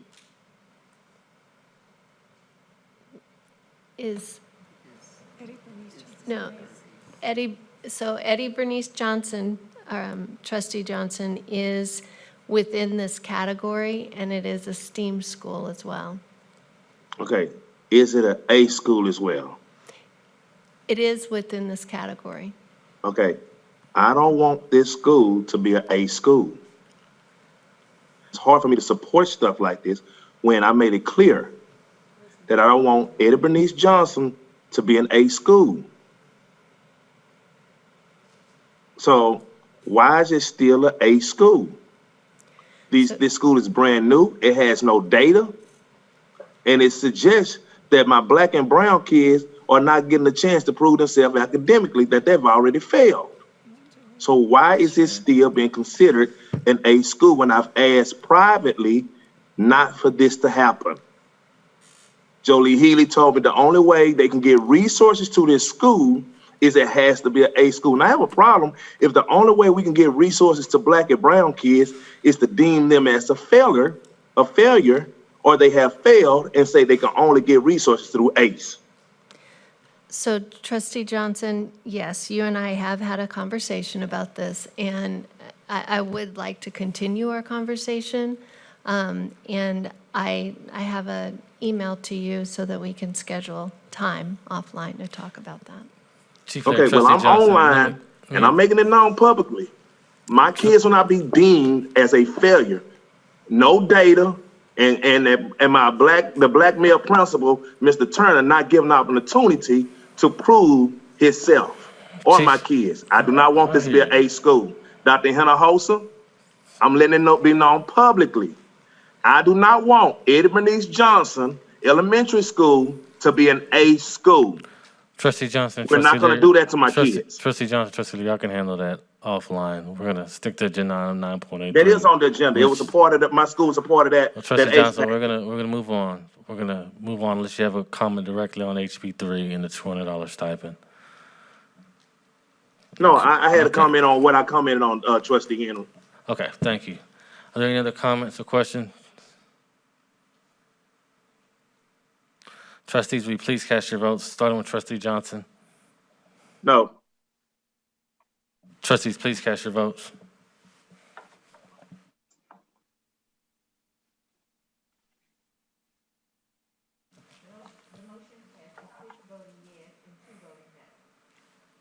Trustees, we're now moving on to agenda item 9.04 to ratify, authorize, negotiate, enter agreement with the City of Dallas Park and Recreation Department to plan and implement after-school programs and provide services comprised of recreational and enrichment activities at up to 30 Dallas ISD elementary sites, not to exceed $210,000 annually, $1,050,000 total over 5 years. Consent item 8.12, pulled by Trustees Joyce Foreman, Carla Garcia, Ben Mackey, and Dan Mitchell. Do I have a motion? Move to approve. Second. Motion by Trustee Flores, second by Trustee Marshall. Trustees, is there discussion? See Trustee Mackey and Marshall. Just real quick, I still love this program, though I'm waiting on the answer to the question around how many students per site for these that we're looking at serving, and then how are those students selected? Great. I think for that level of detail, we have Leslie Stevens, and she works with that department, and she also has with her Charla Hutzpah and Lori Griffin, who is over the extended opportunities. I know that they are collecting information for this year, so they shared last year's data, and right now are compiling this year's data, but the numbers that the programs can serve has changed with our COVID environment right now. Trustee Mackey, we did load that into the trustee tracker, and last year the budget averaged a maximum of 60 students per site, and this year with the standard of care and the safety guidelines, it's down to 20 students per site, and so we did load that. So depending on the site, they range anywhere from 20 to 40 projected for this coming up school year. Thank you, and I assume that would be the students who are accessing in-person instruction, correct? They would have priority to those? That is correct. Okay. Thank you so much. Thank you, Trustee Mackey. Did you have something you just left? Trustee Foreman? So just quickly, I had asked what other summer programs did we have, or after-school programs, and I didn't see it in the tracker. That is correct, Trustee Foreman. We have the data collection for 1920, and we can load 1920 for you. We are literally in the midst of doing 2021. The schools are submitting all their information.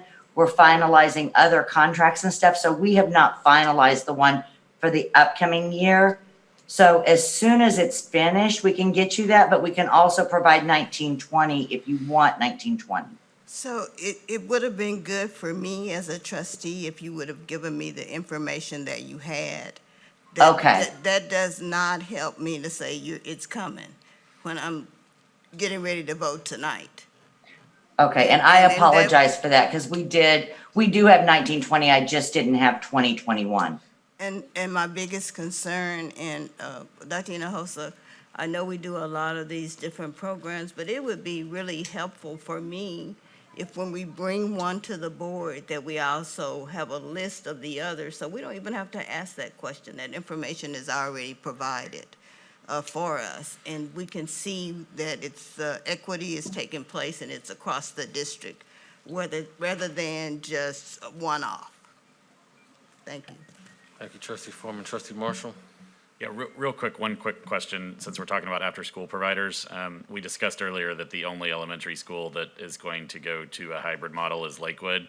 I'm wondering if we've thought through after-school models at Lakewood to ensure that families that need it have, longer extended day care through some form of activity on that campus, which is not all that close to a city park, so we're probably gonna have to do something a little different. So I just wanted to put that on your radar, and if you can follow up with me afterwards, I'd love to hear what your thoughts are on that.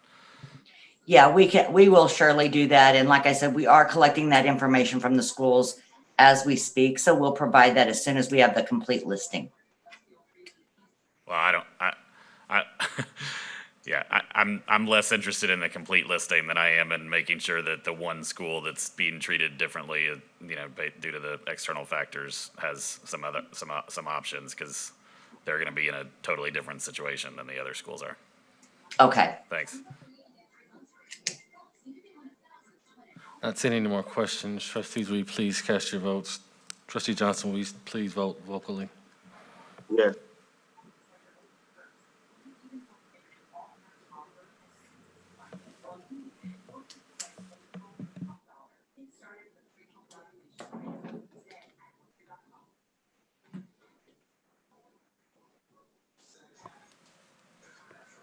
Trustee Garcia? I vote yes.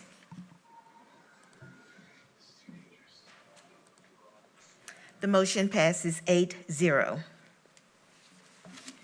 Thank you, trustees. Now, agenda item 9.05, to approve the ratification of agreements related to COVID-19 general operating special revenue bond funds. Consider item 8.14, pulled by trustees Joyce Foreman and Carla Garcia. Do I have a motion? Move to approve. Second.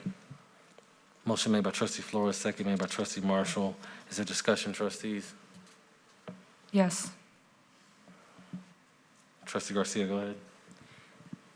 We had clarified at the beginning for parents, and I think still ongoing, that we were expecting the 3 face masks for students, the hand sanitizer in the classroom. Dwayne, is any of the ratifications that are being made to the office products, and I'm looking specifically here at the PPE and that jump in those numbers, are we changing any of those quantities in the classroom that we promised to students and families? Or I know these are purchased items, but can you give us just more information about the PPE now that's specifically going to apply now that we're moving forward with a hybrid model? Well, we still have, when we ordered all the PPE was based on a number per student. We've already ordered it, or a number per teacher as well. So we've ordered it, and those are in the process of either at the campus or being delivered to the campus as they come in. So none of that has changed because there's a hybrid model. That is still being delivered to the campus for when the opportunity for the students, if all students can come back, the items will be there. Perfect, thank you. Thank you, trustee Garcia. Trustee Mitchkay? I just wanted to ask about TEA. Was TEA going to provide some of this equipment, or have they, or is there some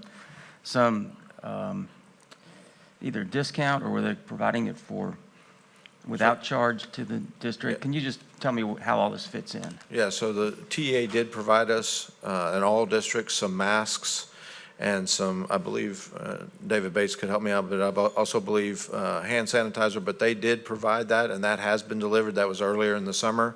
And that, as well as what we have purchased, is what we're delivering out to the campuses. Okay, thank you.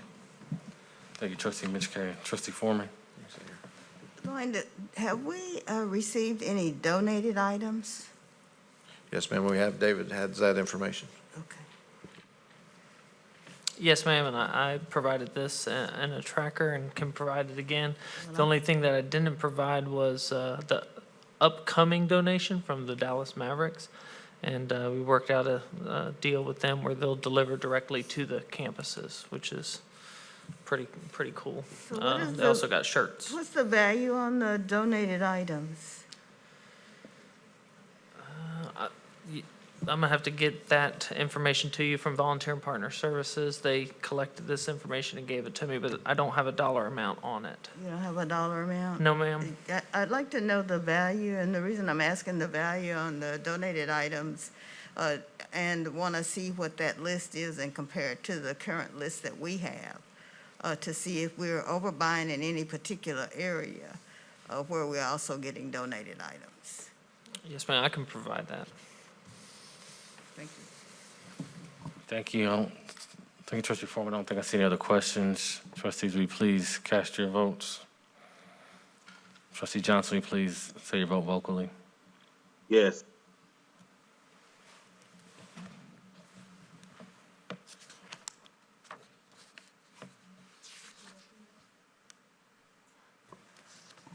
Garcia votes yes. The motion passes 8-0. Thank you, trustees. We're now on agenda item 9.86 to increase funding for agreements related to COVID-19 general operating special revenue bond funds. Consider item 8.15, pulled by trustees Joyce Foreman and Carla Garcia. Do I have a motion? Move to approve. Second. Motion by trustee Flores, second by trustee Marshall. Trustees, is there discussion? Just a quick discussion. While I realize that we are buying items for COVID, do we have like a time frame that we're looking at when we're going to stop buying the items and stop increasing the budget? So all these items were purchased during the emergency all the way up to the end of August. And so as we're making payment on these, that's when we are bringing them to the board the next meeting to identify. After August, we would be doing that through board action. And so as far as approving those purchases before we make them. So I would anticipate for the next few months, you're going to continue to see both ratifications and increases as those items come in. So do we have an estimate on what that total amount would look like? So yes, I would anticipate, and I could get you the exact amount, but it's about, with the plexiglass and all the items, it's probably close to $40 million. Thank you. That's what I needed to hear. Is that it, trustee Foreman? Mm-hmm. Okay, seeing no questions, trustees, will you please cast your votes? Trustee Johnson, will you please say your vote vocally? Yes.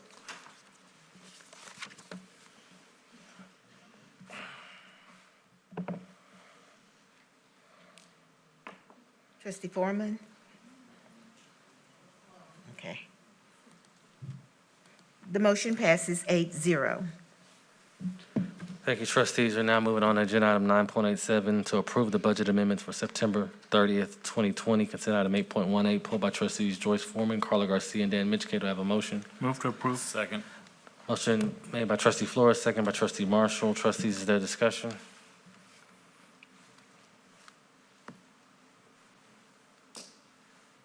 Not seeing any. Trustees, if there are any discussion, could you please cast your votes? Trustee Johnson, will you please cast your vote audibly? Yes.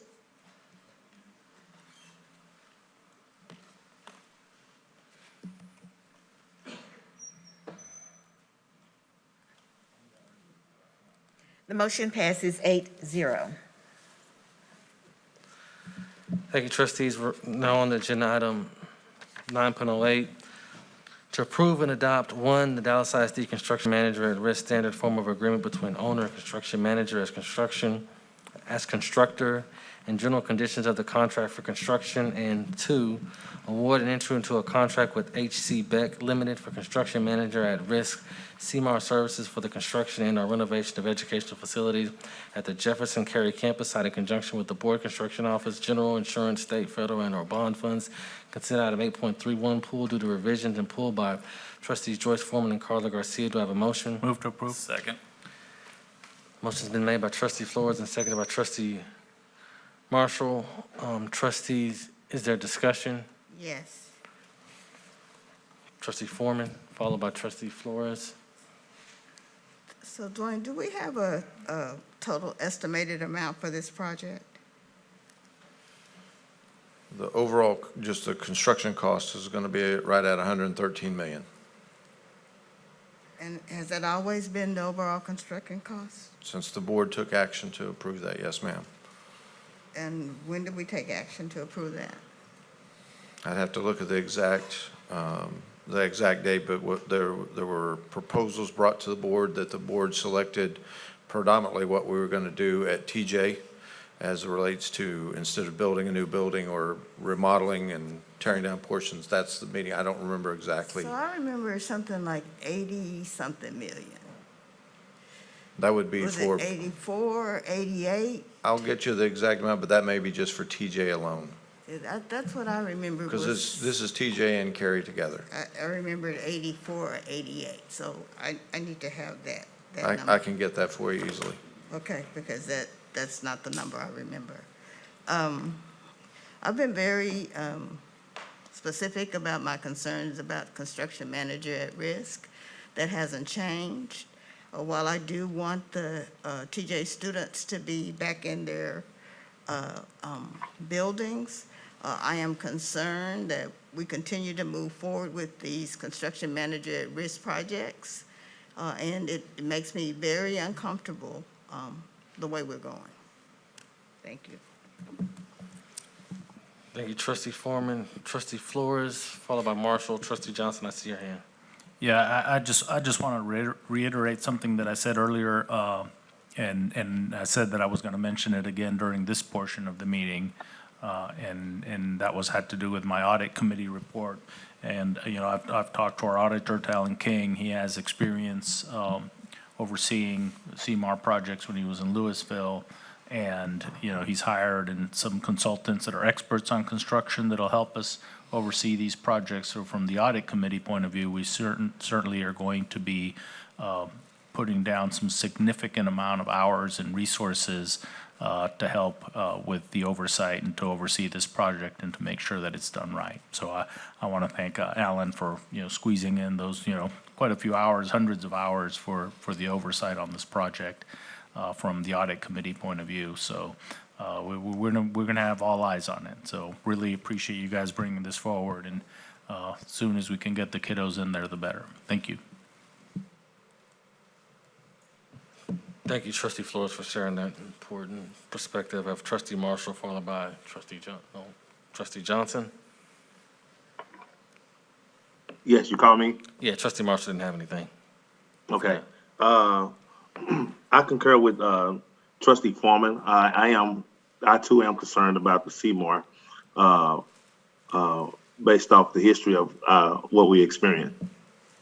I serve on the audit committee with Trustee Marshall and Trustee Flores, and we've had extensive conversations about this at our meeting, and I believe that we understand the severity of this, and I concur strongly with Trustee Foreman concerning CMAR. The TJ kids, I know what it's like for our kids, for your kids to be out of the building. We went through that with South Oak Cliff High School, and I understand the importance of the kids going back into their building. I remember when our kids walked back into their building, the excitement and et cetera from being back.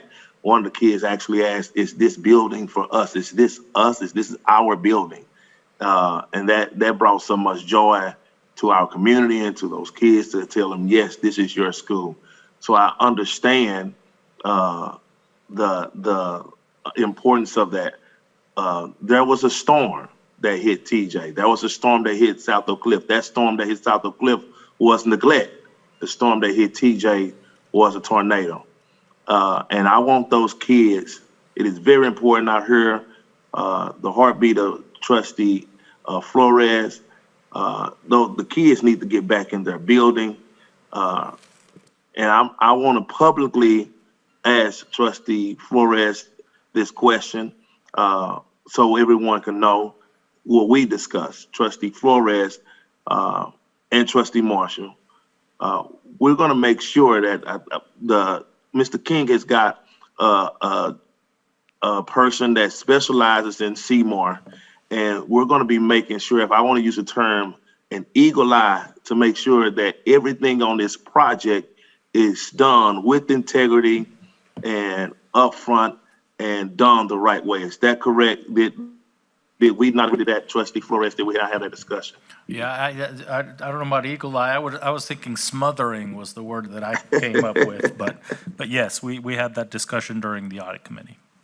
And to the rest of the board, I know we share the same sentiments.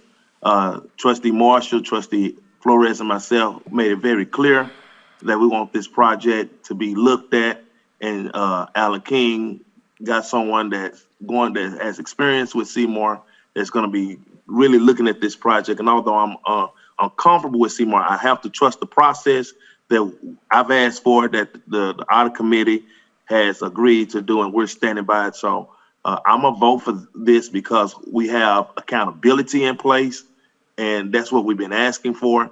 And I want TJ kids to get back in their building so they too can experience the excitement that my kids experienced at South Oak Cliff High School. So thank you. Thank you, Trustee Johnson. I want to make a few comments on this, and then I have some questions for you, Dwayne. The first, I want to thank the audit committee and Alan King and the administration. Let me back up first. I've expressed multiple times my concern around CMAR. We've chosen to pilot CMAR in a few places. We haven't gotten a lot of data information. We've had some prior experience with CMAR. So again, reiterate my concerns with CMAR, given that we just haven't done it in our district before, but here we are doing it. But I want to really appreciate the audit committee for meeting for extended amounts of time, not counting what Alan was doing on his own, on his job, what he's paid to do to develop, whether it's eagle eye or smothering or whatever phrasing you use, but to make sure that we're very much so watching what's going on during this very important project, not only for the kids, but for our community. On the back end of this, we're going to have something that everyone should be able to be very proud of. I want to thank my colleagues on the board, frankly, for doing the right thing through this whole process, in my opinion, with this TJ, making sure that we're being high fiduciaries of the public dollars and making sure that things are done the right way, even when it delays things a little bit. But I fully believe we're doing this the right way. And the third piece I wanted to add was just, Dwayne, you sit at that table, I'm always going to ask this with any construction project. I just want to know, was the racial equity or MWE department involved in this process? At what point were they involved in this process? What kind of input did they have in this process? Yes, sir. So the first call that we, procurement managed the conversation with Beck for the initial conversation. So procurement was there, Annie for the MWE was there, and myself, so we could answer their questions, provide them documentation, and she gave them a clear understanding of their options for meeting the MWE goal. And so they have submitted that. But yes, she was at the initial meeting, and then after they submitted the proposal, then Wilton did evaluate that to make sure that what they presented was accurate in relation to what they presented, and he has issued that as well. Would you say they've been included in all aspects of this process?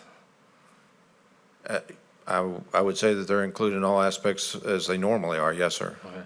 The other question I have, so we talked about the $113 million. There is,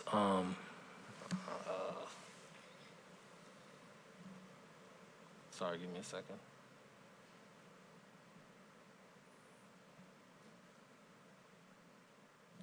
So there's a teaming agreement, which we've seen before, where we're teaming with the MWB.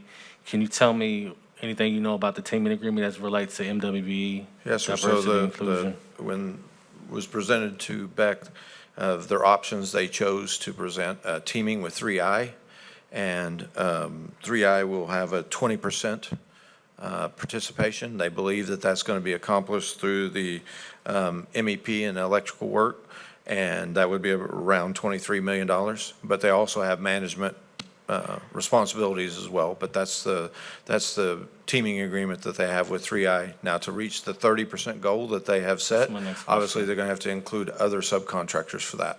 Okay, so that's 20%, but their aspirational goal is 30%. Yes, sir. And again, 30% is an aspirational goal. I hope that when this project goes on, the higher that number is, the better for me as a perspective as a trustee. There's a few things I keep reiterating. I don't care about CMAR or CSP, really. I want to see higher MWB participation in our projects. I want to see efficiencies. Are we opening up on time and cost? Are we keeping our costs down? Those are the only three things that I really care about in this space. So thank you to the folks I mentioned before, Audit Committee, Alan King, for doing great work, the administration, our colleagues for doing this the right way and supporting things like racial equity and diversity. And I don't have any other comments. I plan on supporting this agenda item. Trustee Henry. May I say one more thing? Yeah, We got talked- 5 minutes, but it's late. I just want to be, I'll be quick. The one thing I want to point out is we were talking about the consultant for the internal audit has, he has reviewed this contract and signed off on that, so we have already started the process of the review, so I wanted to make sure the board knew that he has reviewed that, and Beck accepted all the recommendations that the consultant had. Thank you. Thank you. All right, trustees, if there aren't any more questions, can we please cast our votes? Trustee Johnson, could you cast your vote vocally? Yes.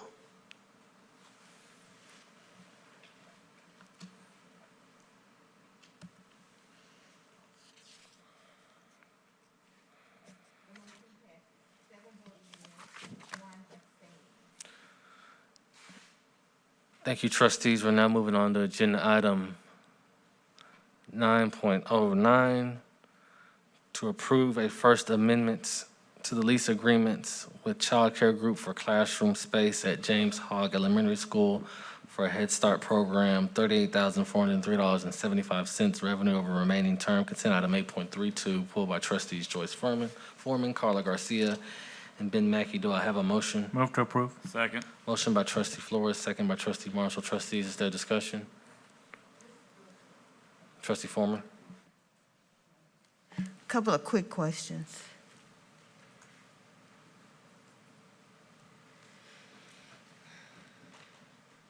Just the first question is the number of students, and they're actually infants, so they're not students for DISD, that we're serving. And if we are giving any additional services to those students, like food, I know we're doing the cleaning and those kinds of things. And then with the reduction in the rent, I understand it's because they're using less space. So is it still something that we need to do or want to do? Yes, ma'am. So the number of students that we'll be serving is 24 students. We don't actually do any type of services. The program itself actually does its own outreach, such as provide diapers and food and things like that, that the families may need, especially during this time. We do believe that this is something that still continues because we actually generate funds through the rent that they pay with this particular partnership. The total amount of the funds, because there's a reduction in funds. Yes, ma'am. So for the remaining 33 payments, it will equal $38,403. So 33 payments, and that's a monthly payment, right? Yes, ma'am. There's 33 remaining payments at this point. So did we just do a lease with them? No, ma'am, this was just an amendment because of the space that was reduced. So did we add some additional time in the amendment? For the actual lease? For the actual lease? No, ma'am. The lease is going to stay the same. We just did the adjustment based on the lower amount of space that they're using. And what was the original lease time? So this was a 3-year agreement with two 3-year renewals, and we're in the year 4. So we're in the first year of our new agreement. So we are renewing, so we did add some time by renewing. That's what I'm trying to get to. So we added some additional times. It was a 6-year, it was a 3-year with 3 1-year renewals? It was a 3-year agreement with 2 possibilities for 3 more years. Yes, ma'am. 2 possibilities? For 3 more years each.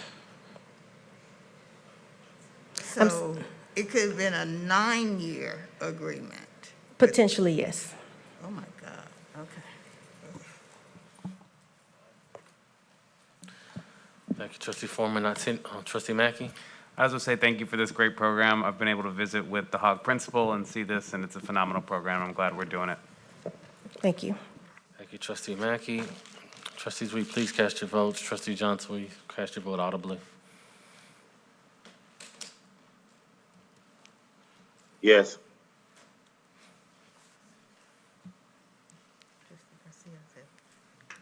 Trustee Garcia?